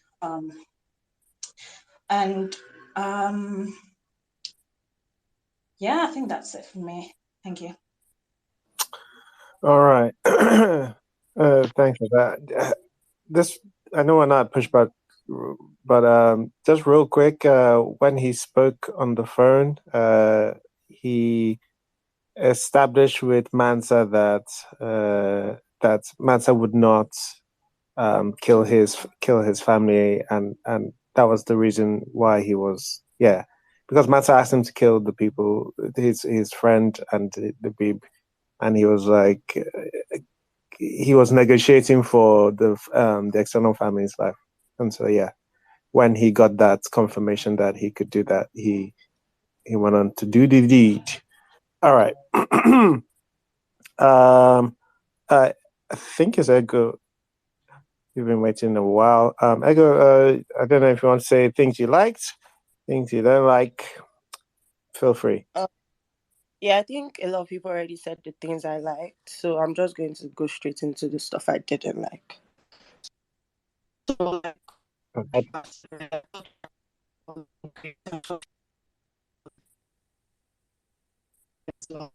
I think his words I Hang on, sorry. It's just me. I can't hear Ego well. Seems like connection's a little bad. Is it just me? No, she's breaking up. She's sounding weird. Right. Ego, do you want to try again? Someone else speak. Give me a second. Okay, maybe if you're on Wi-Fi, change to mobile data. Sometimes that helps. But yeah, okay. Shaggy, did you have something you wanted to say about whether the good or the bad? Could I come on the next one? I just need to plug my phone. Everybody come on to the next one. Okay, all right. Mrs. C, did you have stuff you wanted to say about? I mean, obviously, production, right? So yeah, isn't it kind of crazy that like we would spend time talking about these things normally, but when it's just bad, we're like, it's not really worth saying, is it? Goes without saying. Although speaking of, like, I think someone mentioned that background noise with the cars. I didn't mind that. I thought that was perfectly fine because normal, if you're on the balcony, that is what you'll be hearing. So it didn't seem out of place. I think as a bunch of people have mentioned, the boys weren't the strongest. The boys weren't given as much. I think Ose did so much more. Also, did so much gesturing when speaking. And I know that people gesture when they speak, but the gesturing while speaking was giving acting, right? Like when you had to do like a play in school or, and you really need to show emphasis on what you're saying. So, and the guy who played Abacha, no. Also, the character of Abacha, when we got to the end, right, and it seemed like Abacha was our guy, right? this is the guy we've been following through this film. And because he's the one doing the narration, he's the one that starts the narration, he's the one ending. And it's like, he's such a wet character that I can't believe he's the guy. Just one of the worst kind of people, and Ose was in that film. So I don't know. Maybe it was the intent to make him so wet and just lacking in any sort of conviction, because those are the kind of people that would do absolutely horrible things to you and say they had no choice. But like, I don't know, there was just, he was so lacking in will or anything like that. So like, even when we get to the end and he comes in and stabs Ose, I'm like, I get it, but it doesn't feel, and he doesn't feel like the person that would do it. Like Pino or Kamso, either of them would have been fine to come in and stab him as characters, but not Abacha. Then also, what? He was shot by him. I guess maybe that's what it took to give him some audacity. Yeah. So it wasn't satisfying, probably. Yeah, it wasn't satisfying. Also, what else? And obviously, I didn't know that was going to happen because we opened with Kamso walking through the house dripping and calling his sister. So it's like he is going to get harmed in some way and he's going to make it out. Then what else? I mean, I don't mind predictability, to be honest, but like, I think Abacha coming was supposed to be, like a thing. So when we start off with that scene with Abacha, then it kind of throws everything. And I think some people have mentioned the dialogue here. I like the story more than I like a lot of the dialogue. And a lot, like the balcony, right? The balcony dialogue. I know there's not a lot of background to show, so you have to kind of tell us what's happening. But I mean, I read the synopsis and I see, after failing to make it in Nollywood, they go to Yahoo, and then they tell me that, they've been struggling and they're doing Yahoo and, they need to upgrade. But like, so it's really like, having to remind this guy how much they're suffering. Like, and also Abacha looks well fed, to be very honest. Like he looks clean in a way. Does that make sense? Like, that body look, like if something never touched you before. Like Abacha looks like an Ajebo. Abacha does not look like who should be trying to get soup cut for him. Also, had the street look. Abacha looked like a private school child. But yeah, there was that. So yeah, I didn't enjoy some of the dialogue. The lack of urgency to the characters.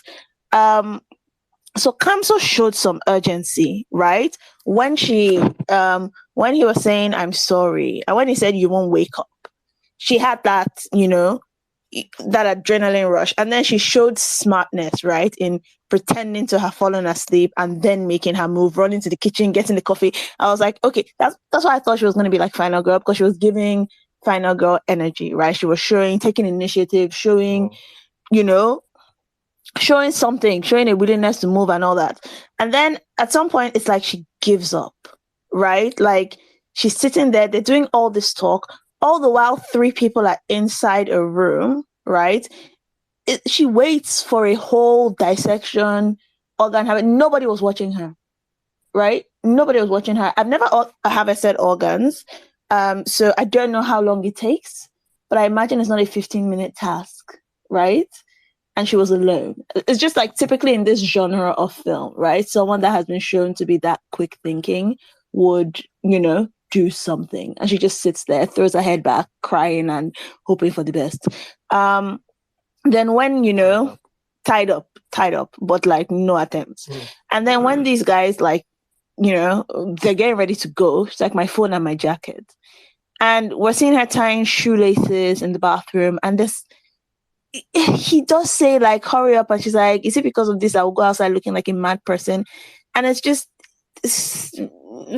like, I know we needed a reason for them to still be there, and they could have been there without that.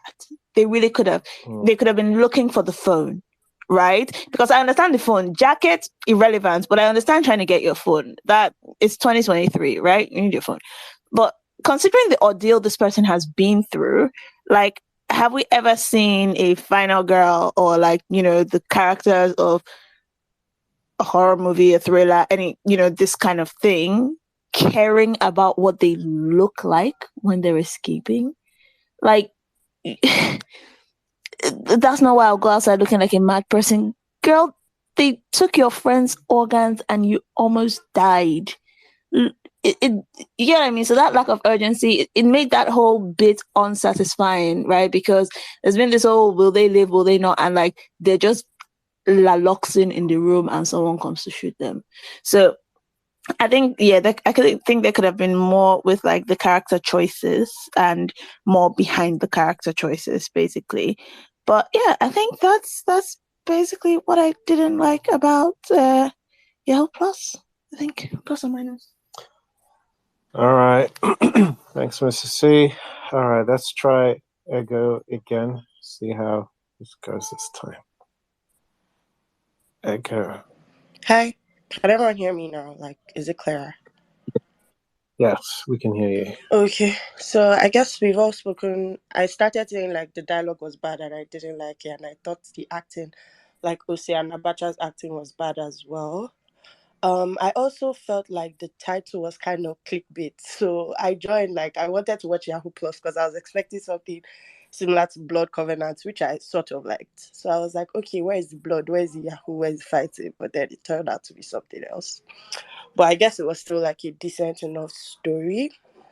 I also thought like the bosses were not really giving boss. Like, they sounded like their friends as opposed to like these people that they were supposed to be deathly scared of. Like, even when Ose was having the conversation with Mansa, it wasn't giving I'm afraid. He was still saying, can I ask one more question? And things like that when you're supposed to be afraid for your life. And I also thought that it was because like there was also no huge consequence for like Ken Eric's character. I can't remember his name in the film now. I didn't think like there was any consequence for his death, to be honest. Because if somebody was your business partner for 10 years and he died like in the presence of 3 people, I don't know about you guys, but then I'm coming in there and I'm killing everybody. I'm not trying to negotiate who lives and who dies because they shoot the people that caused the problem in the first place. It just wasn't given like they were serious enough gang lords. About the Jesus shot or the picture with like Jesus, I don't really have like a problem with the scene. I just thought it could have been executed better because when Ken Eric's character was shot, he was closer to the couch than he was to the picture. So, and immediately he was shot, the screen goes black and then they show him sliding down the. I just didn't, I thought like that was a cheap cop out. Like, if they wanted to kill him on the picture, they should have just shot him on the picture. But then I guess maybe they were also trying to be, conservative for like the Nigerian audience. We've all talked about the scene where she's basically, cleaning her body when she was supposed to be running away, which I thought was very stupid as well. And then there was also the Caneric scene of trying to negotiate. Again, he wasn't coming across like a terrible person. That was, if you are able to like harvest organs from people's bodies, why are you having negotiations? Just kill them and take all their organs. Like, it's more money for you. That's what I thought. So yeah, those are some of the things I didn't like. All right. Thanks, Ego. Shagun, do you have a... Yeah, can you hear me? Yes. Okay. I listened to most of the good. I obviously didn't have anything good to say about it. So as for the bad, Mrs. C has said a couple of things. The last speaker too has mentioned a couple of other things as per detail. And then if I continue, I can point out bad things in almost every frame, but I don't want to drag it. All I want to say is based on the good that I've heard, the the recurring thing I kept hearing was budget, and I just want to just say this so that because most of my battles almost seem like I'm talking down on people or I'm rubbishing people's work. So what I want to just say is, as concerns that budget, I would want everybody to go and seek out the work of these kids called the film critics. There is a reason why J.J. Abrams K12 have Bad Robots. Bad Robots is a production company that is involved with Mission Impossible and Star Trek movies. There's a reason why them and Morgan Freeman have engaged these kids and supported their work, and they have not supported not anybody in Nollywood unless you people can point them out to me. They have not supported anybody in Nollywood, no matter how big or small your budget is. So for me, the budget is a very, very, very flimsy excuse, because what attracted these big people in quote to these kids was the work that they did, and they did this work on Android smartphones with broken screens, because I've watched a lot of their behind the scenes. So that's all I'm just going to say. I don't want to talk too much about, because I have a lot. Technically the movie is a failure. Yeah, it's story, they had a good story, that they had something they wanted to say, but if it was a YouTube movie, yes, I would now sit down and. But for it to be on Netflix, I cannot believe people are making excuses based on budget. So if it's budget, please go and watch Film Critics and see the work they have done. Compare it to this Yahoo Plus. These kids shot all these things on very, very low to mid-range Android phones. That's as much as I'm going to say concerning this thing. Thank you very much, guys. The fire in. All right. I'm gonna say my bad, and then we can start doing pushback. I think there's a couple. So my bad is I share Abacha's sort of acting thing. Acting was let down from the thing, and he did, and I agree with Tess that he did have a considerable, significant part of the movie, and that stopped it from going somewhere. The production on it, like nobody has mentioned it, but yeah, it's just obviously not good, and it doesn't help that a lot of it are done in one takes. It doesn't help that a lot of it is shot at night.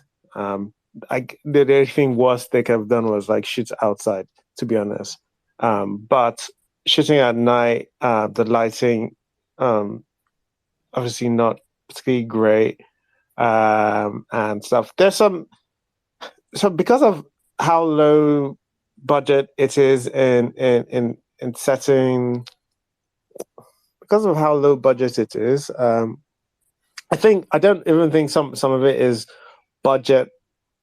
It's not completely budget related. I think some of it is just the film looks underexposed. Maybe that's intentional, but it just doesn't look like it's shot the right exposure for the most part. But I think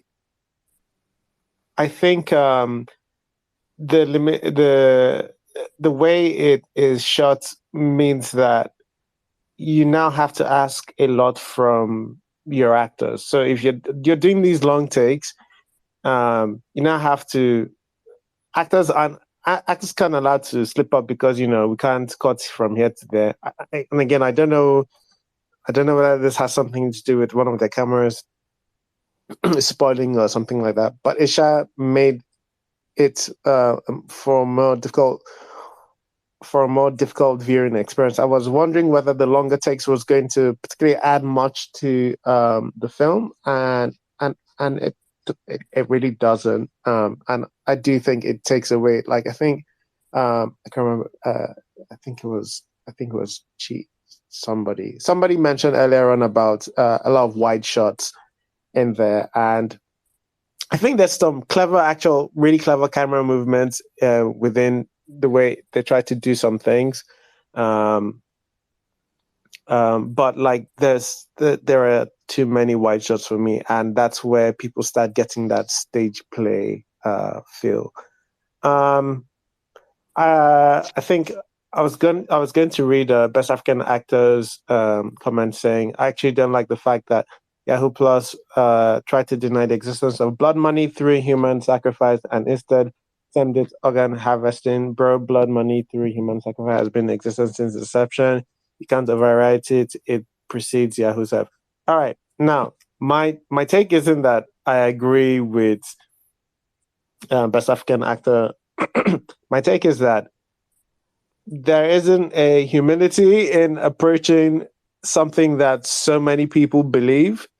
I thought that instead of raising up a question to consider, maybe, do you think this is how things are?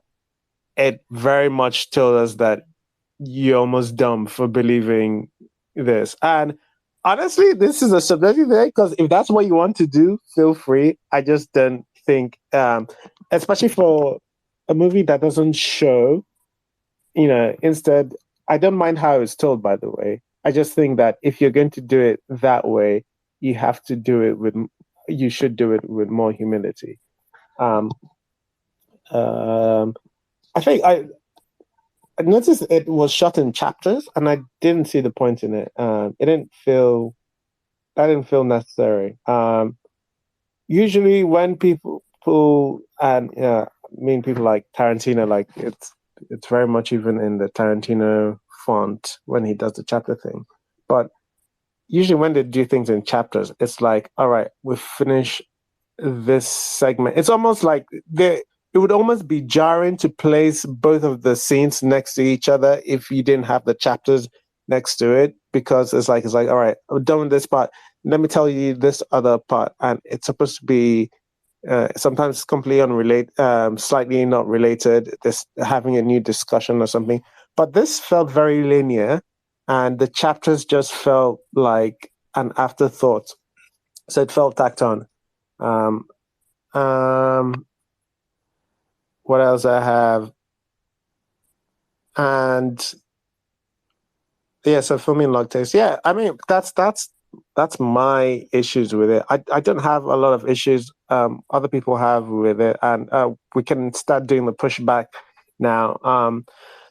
Right. So I want to start with some things. Some people said it does a lot of telling and not showing, and I don't know, like, I don't know that I agree with this. I know it does certain it does a lot of telling, but um it doesn't feel that crazy, because for the most part, like, a lot of the things that the people are saying feel okay or reasonable for the characters to say in that place. Even Mrs. C was talking about how they were recapping sort of why they were in the situation they were in. I mean, like, the point is that Abacha is trying to say, do we really have to do this? He's having his doubts.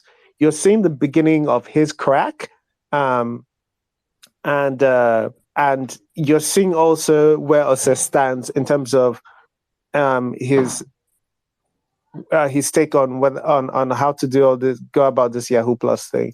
So I think it makes sense that he goes, hey, in case you haven't forgotten, this is why we need to do this thing, this part, And I felt that the dialogue, I'm surprised the dialogue has been shit on as much as it does. I'm not saying it's perfect. There are definitely some parts that do feel a little more wordy. It is the first time writer, director, but like, in terms of like what I hear from Nollywood, this is like leagues beyond. I mean, like, it just feels more fresh. Like, the areas it has issues in is not like, or maybe this is a slightly different point, but whenever I hear dialogue in Nollywood, I'm like, I've heard this shit before, and you're just trying to put somebody else's stuff inside this movie. You're copying somebody else's words for this movie. It didn't feel like that um, when this movie, has not good dialogue for me. It's when it's being just a little too verbose and has a little bit too much fat on it. But they feel like stuff those characters generally would say. Anyway, that's the beginning of my pushback. If anybody else has stuff to push back, I see Incan's hand is They're up. just talking and talking, though. Like, even past him introducing whatever they went through, the entire middle of the movie is just talking. Talking is it's fine. aimless. Because They're explaining the same thing over and over again, and then they're just telling you stuff. It doesn't. let's take it point by point because like talking isn't. I mean, like a lot of movies are just people talking, right? So your pushback is your thing is that it feels repetitive. Is that what you're saying? It's repetitive, it's verbose, it's too much telling. I mean, you say the words. Okay. I just don't connect with the words that you're saying because I don't feel.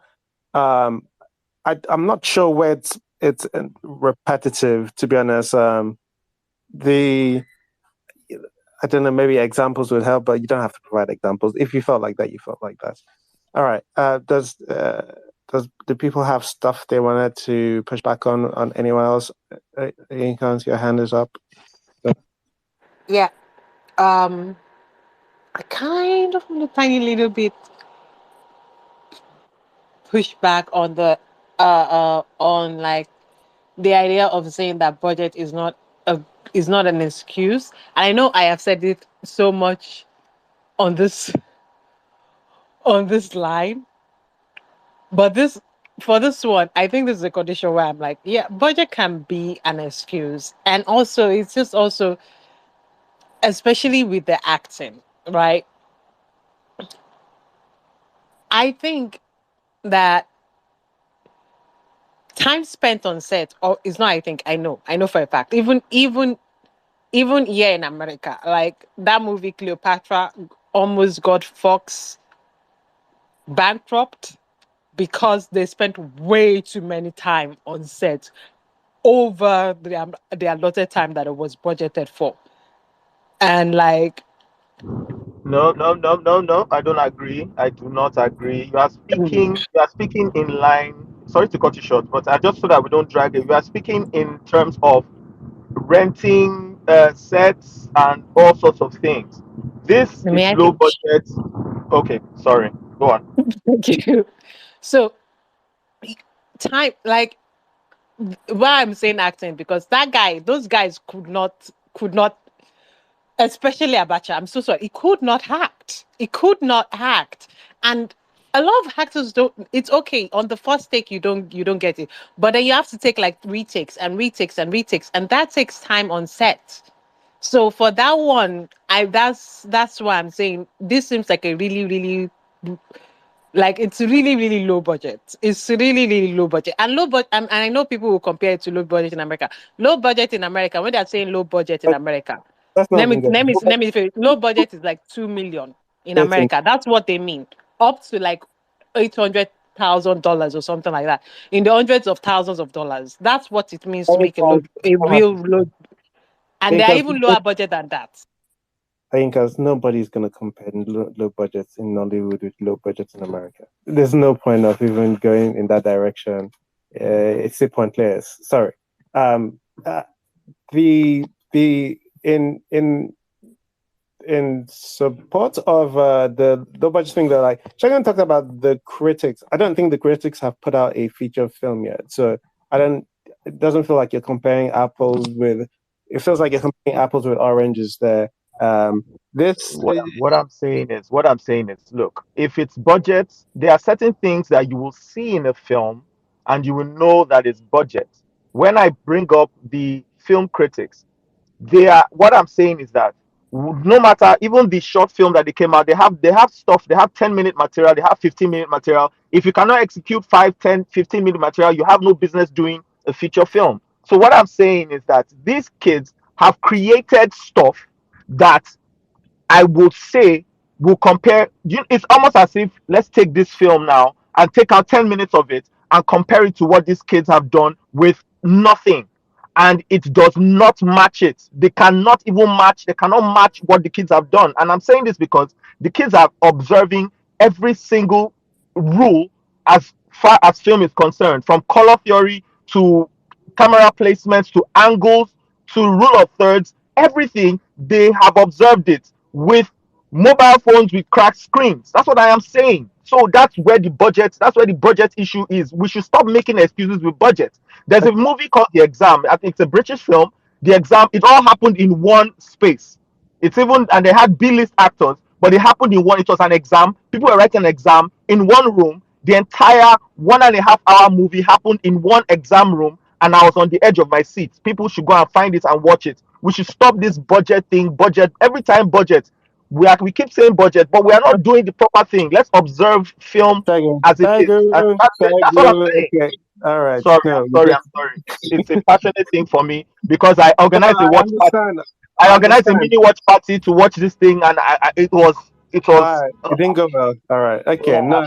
See, I actually get what you're Like I saying, agree. and the point. Actually, I think, and the whole scheme of things, if something you watch just doesn't work for you, it doesn't work for you, and regardless of the budget and blah blah blah. But like, I guess like, if budget is ever going to mean like a thing, if budget is ever going to be sort of the reason for something not working out, if you can't find it in Yahoo Plus, I don't think you can find it anywhere. Because like, in terms of like, if you don't have money for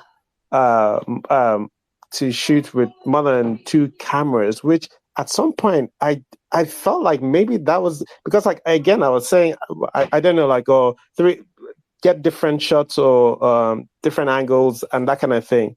If you don't have that money, you can't. There's no magic that can get you that. Now, like, if you have and again, I'm saying all of this, and I'm not saying all of the issues that Yahoo Plus has is because of budget, or I actually said that I think some of the things with it is also some issues, because like, I think I said I thought the film was underexposed, but Can I push back? Can I push that back on that? Just slightly, just slightly. The underexposed look, yes, it looked like an issue, but even that in itself can be a style of shooting, can be a style of film. So if if that was by mistake, fine. And I don't think we are listening to what I'm saying, but I mean, I won't mention it again. I'm saying I the guess, problem okay, is second, the let's problem. bridge. Yeah, The place we can bridge this is like, do you think budget can ever be an issue where something doesn't work, like a film doesn't work? no. Okay, so all right, okay. I Yeah, think that that's you a know, you fundamental mentioned, difference. you made mention of if you don't find something that doesn't work in it for you, it just doesn't work in it for you. And I mean, I've watched stuff. I don't like romance. I don't like a lot of. I don't like certain genres. But I sometimes I find myself watching it because it was done properly, regardless of budget or whatever it is. So I'm just trying to say that it's not. We should stop saying budget. It's not budget. Yeah, Even okay. big time directors have used phones to shoot stuff. All right. Do you get? So that's it, and that's all I'm trying to just push out, so that we Yeah, don't, because we keep I making think the we keep excuses on. over and over and over. We're speaking past each other, because like, I'm trying to narrow it down. When we say budget, when somebody says budget issues, they're talking about specific production issues, and like, the people who are praising this film are saying, despite the production issues, they like the script, they like the way the story develops, they like the acting, they like everything else. Like the way you would say you liked one of your romance movies that had no budget and stuff like that. Okay, That's all right, yeah, then that's fine. That's fine then. yeah. But they're not saying that I because just lots want of to people say, have said the acting is bad. However, we're still making excuses using budget to cover most of it. No, Almost I everybody just, here I, said half the actors no, are bad. That's not a no. budget issue. I, I'm not exactly saying that most of the problem in this. I think we are mischaracterizing what people are. Yeah, I'm not even saying. Well, I'll speak for myself. I'm most not people even are saying. liking this despite the production. That's what Yeah, everybody seems to be saying, is despite like how much it's held back. When I started, when I was pivoting into the bad, what I was trying to say was that what I was saying is that, I said, all right, and let's see if anyone's going to talk about the production, because like, it's such an obvious thing to point out. Yeah, but like, when people are talking about things that they like, and yeah, like, again, the production is one aspect, and I'm not saying that you can't. The production being that this bad can't be enough for you to dislike it. It is everybody's taste is different, and all of that. But like, like, that's a different thing. Like, to saying that people are uh, uh, I don't know, like saying, can't remember what the pushback is again. That low budget is, we're using low budget as an excuse. I'm not. Low budget is the excuse for the bad production, yes, but it's not an excuse for the whole film as a whole, for the way people feel about the film as a whole, if that makes sense. Yeah. I'm not even saying that most of the production issues are due to budget. I also think sometimes they just make choices that wasn't necessarily working out in the final something. That's that's where I stand. I'm not even standing strongly on either side, and Yeah, I agree. even yeah, I'm not even standing strongly on the other side. Even the acting, I think like the first thing wrong was like they should have cast another Abacha. Osas maybe was my Ebuka, but they should have just cast another Abacha. I just thought you should at least, if you're going to have a low budget, at least cast good actors that won't have you trying to reshoot it like 25,000 times because you don't have the time to or the budget to do that. You know, I'm just saying that one is not budget choice. That one is choice. I think. I mean, You like know, it's a cast, but like better actor will cost better will cost more money, no? that's true. I guess that's also true too. So I guess That's see not everything necessarily is very true. intricate. Is everything is what's it called? Connected, integrated with each other. You don't know whether it's here or B, but Yeah, they it's all touch difficult to each other. yeah, it's difficult to say Yeah. point exactly what is budget and non-budget issues. I think like it's just obvious that a lack of if he had more money, this film would probably look better. It wouldn't be perfect because I think there are just some issues, uh, other issues around it. But yeah, Ada, what you want to say? Yeah, I think I stand also like in the middle because I feel like obviously yeah, production and whatever. But as I mentioned, I feel like there are some things that they could have done that it was within their own powers that they just did not do. And again, I'm not sure what the reason for that was. Maybe time, resources, or things like that.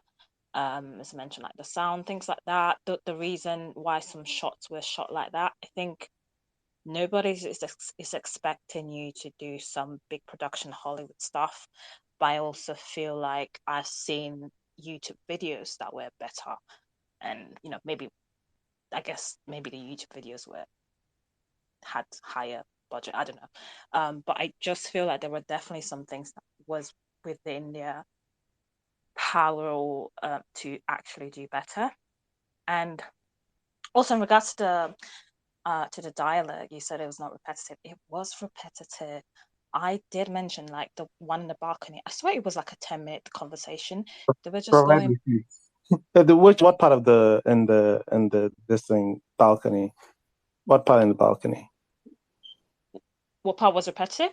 Yeah. Yeah, so they were just having a conversation about we will blow, we haven't blown, and then he keeps saying, yeah, but we have to do this, and Abacha's like, but no, there's a lot of pushback, and then he's trying to say, no, but we have to do it, and they say, no, he's pushing back, and they say, but we have worked in Nollywood or this, and it hasn't blown, and then he kept saying, but are you sure?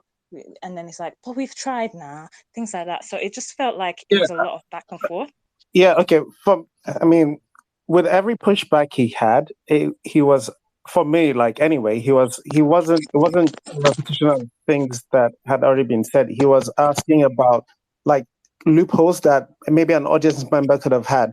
So like I remember something like, why can't it just be one person why can't it just be one person we kill? And like, why do we need two, or that kind of thing? And I remember the guy going, oh, so that why can't I just be the one to japa and blow for the two of us? That kind of thing. I think every pushback he had is doing two things. Is one, trying to like ask questions an audience member could ask, and is two, building up his character as somebody who isn't the comfortable person with it. But yeah. I think regardless of that, it was just a long ass conversation that I think needed to be more succinct. Same thing with the doctor and Ose. Let's kill this guy. No, I don't want to kill him. It's my friend. But we can do this. No, it's my friend. Why? Like it was repetitive. there was no need to do that. Let's just cut to the chase. I don't want to kill my friend. But are you sure? No. Something else. I don't know. That was also kind of a repetitive. But regardless, I think a lot of the dialogues was just too long. Even when they were not repetitive, they were just too long, and they needed to be succinct to the point, and which they didn't do. And it felt like, so if I'm having a conversation in real life, obviously my conversation with you is going to be 10 minutes long. In a movie, I don't need to see when the conversation starts and when the conversation ends. I don't need to hear the whole thing. I need you to cut to the chase and tell me exactly what you want me to get out of this conversation, out of this scene, and then let's move on. I don't think that's what they did. All right, fair enough. We want to start doing summaries. But Michael, let's see, came on. What did you want to add, Michael? All right, Michael's not here. Oh God, no. I've got to... Yeah, did you say Michael? Yes, I did.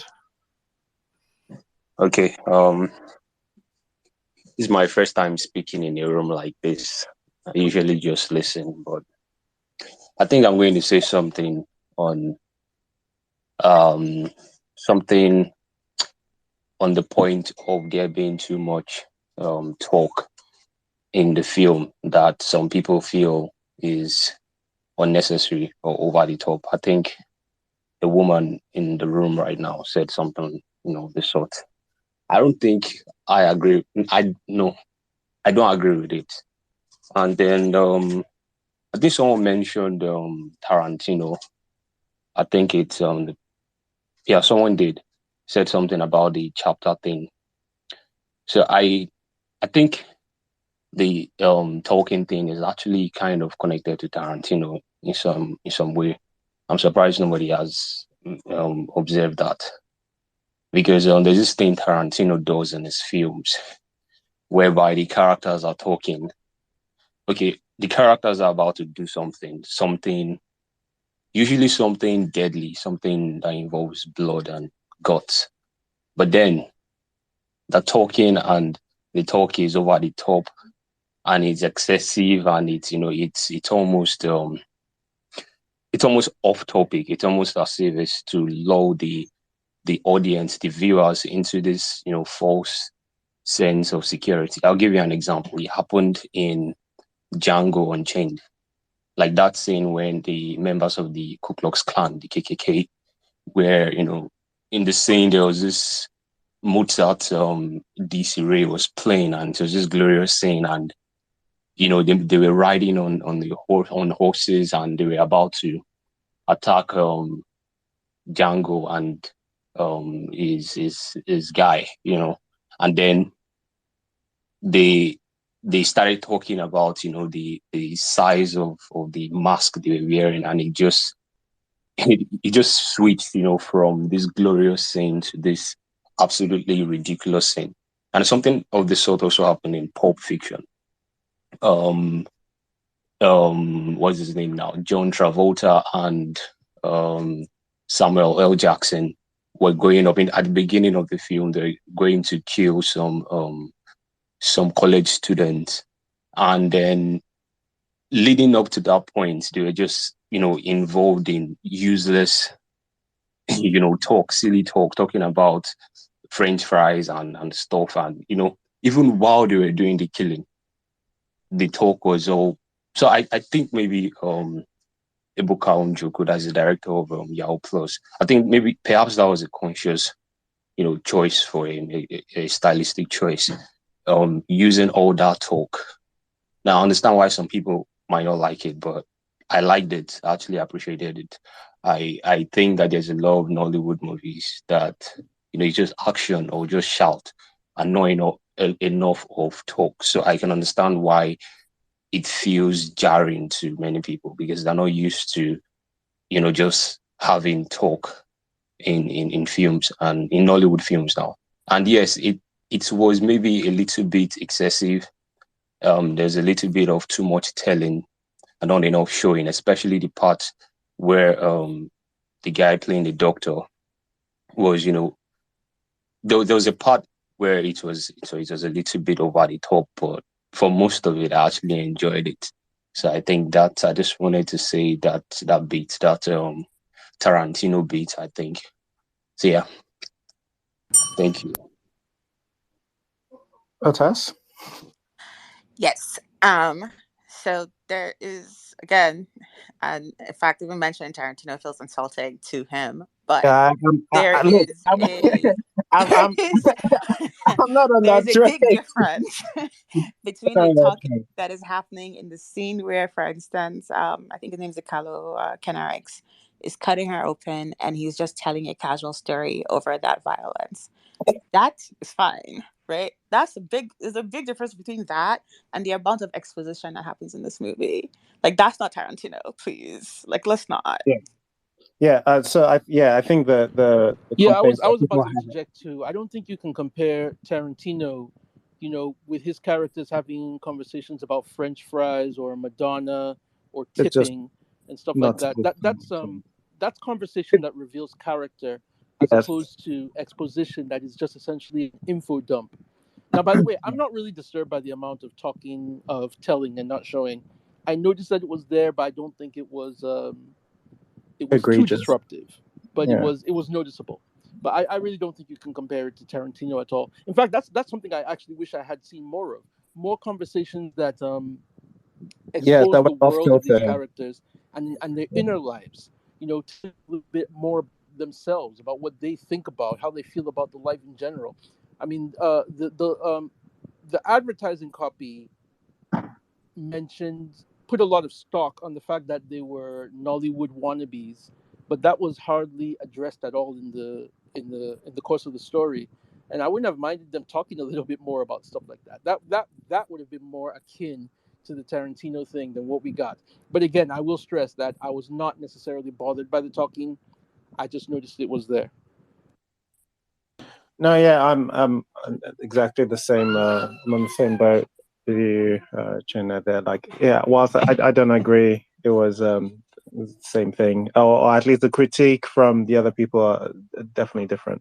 All right, okay. Good time to do the summary. Let me see. Atas, do you want to start giving us your summary, please? Sure, sure, sure. As is obvious, unfortunately, I did not like this movie. This movie bites off more than it can chew, whether due to budget or whatever else. It cannot chew it, don't bite it. Um, but overall, actually, I don't hate it. I think it's mediocre. If I had to rate it, I would say maybe 4.5 out of 10, maybe 5. If I was feeling more generous, I think it fails to deliver on writing. It fails to deliver on acting. It fails to deliver on thrill. It has some hits, and the objective is visible.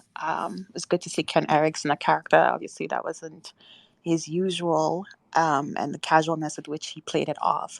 But it was, I thought, a net negative. All right, thanks.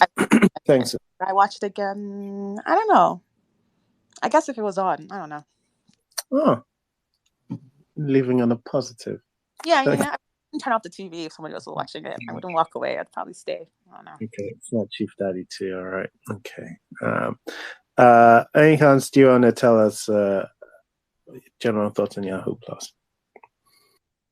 Generally, Yahoo Plus is an okay movie, and I did not throw that thing on your plate. What? Oh yes, I did. Sorry. Excuse.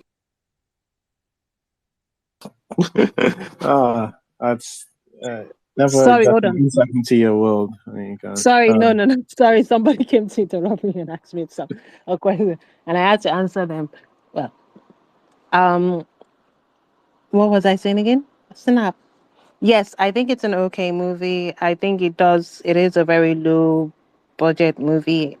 I think it had a clear vision, and the clear vision was pretty there. You don't really have to question what you you never really know what people think, but yeah, you don't. It seems very clear, and it seems like people can get it very. It seems very straightforward. It's a good movie to. It's an okay movie to watch. You can choose to watch. You can choose not to watch it. Oh, yeah, the director did not direct the actors. That's my other issue, but it's okay. Um, You can choose to watch it. You can choose not to watch it. Movies are for like a Sunday night or any day. Watch, don't watch. It's your choice. That's it. All right, thanks, guys. Gonna go with Uchenna. Uchenna, overall thoughts on Yahoo Plus? Uchenna, you there? Ada, original thoughts on Yahoo Plus? Yeah, sure. Yeah, I would. Oh, okay. All I right. would.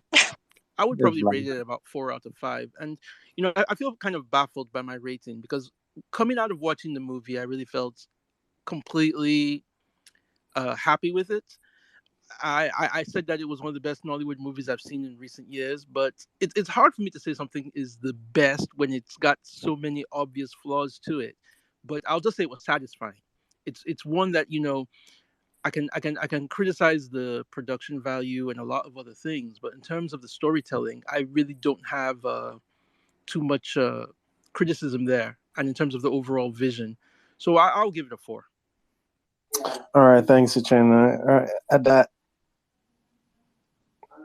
Yeah, I don't know why Uchenna keeps interrupting me. I don't know what beef he has with me. Anyway, my summary my summary is this movie for me was just there. Obviously, yeah, production value, but apart from that, I think there was just not much tension, or no much oomph. That's the only word I can think of for a movie that set up about being Yahoo Plus. It just feel like someone that's telling you, oh, by the way, this story, someone went there and then they survived, blah blah blah, and you're like, oh, okay, that happened, cool. There was not enough tension for me to be that invested in the story. There was some sort of me being invested because we know what's about to happen, but not within that acting or the storytelling. One thing I'm gonna say about the dialogue, last thing, I promise. There's an episode of BoJack Horseman that's just him talking for one whole. That's the whole episode, right? By the way, I didn't like that episode, but I could follow it through, and I wasn't kind of bored because there was it was a proper monologue. And this dialogue was just not that. It was just repetitive. So that's the only thing I'm gonna say. Yeah. Overall, I don't think I would watch it again. um yeah, that's all I have to say. All right, thanks, Ada. Michael, what are your overall thoughts? All right. Atas, she wants to say something. Oh no, I just wanted to clarify that my rating was 4 out of 10, not 4 out of 5, just so there's no there. Yes. All right. Yeah. So I generally liked it. The movie, but like it's for somebody who I think I like maybe it's a lot of the potential. The potential I see in there makes me more excited than the total finality of the movie, to be honest. I still think the story is generally executed much better than a lot of things out there, and that's why I'm comfortable saying I like it, because again, like when you watch, at the end of the day, when you sit down to watch a movie, the general just says, "Hey, did you enjoy watching that?" And yeah, the story made me. I felt things whilst watching it. It's not perfect though. I would always advise anybody that the production is severely bad. Like I remember when I was talking about Casala. Casala is a movie I really like, where the production's also not particularly that great. This reminds me of Casala in some ways, but the production in this is even worse. But had a circumstances, but it is what it is. Nobody sort of makes you shoot at any time with any budget. That's always going to be up to you. All right. Is it quick? It's very quick. I just have to say it's not that bad because I finished it. Unlike when I watched Passport, which is still unfinished and I will never finish. So it's not the worst you will see, especially compared to other Nollywood. And I had to say that. That's it. Thank you. All right. Boxing ring next time. We'll go.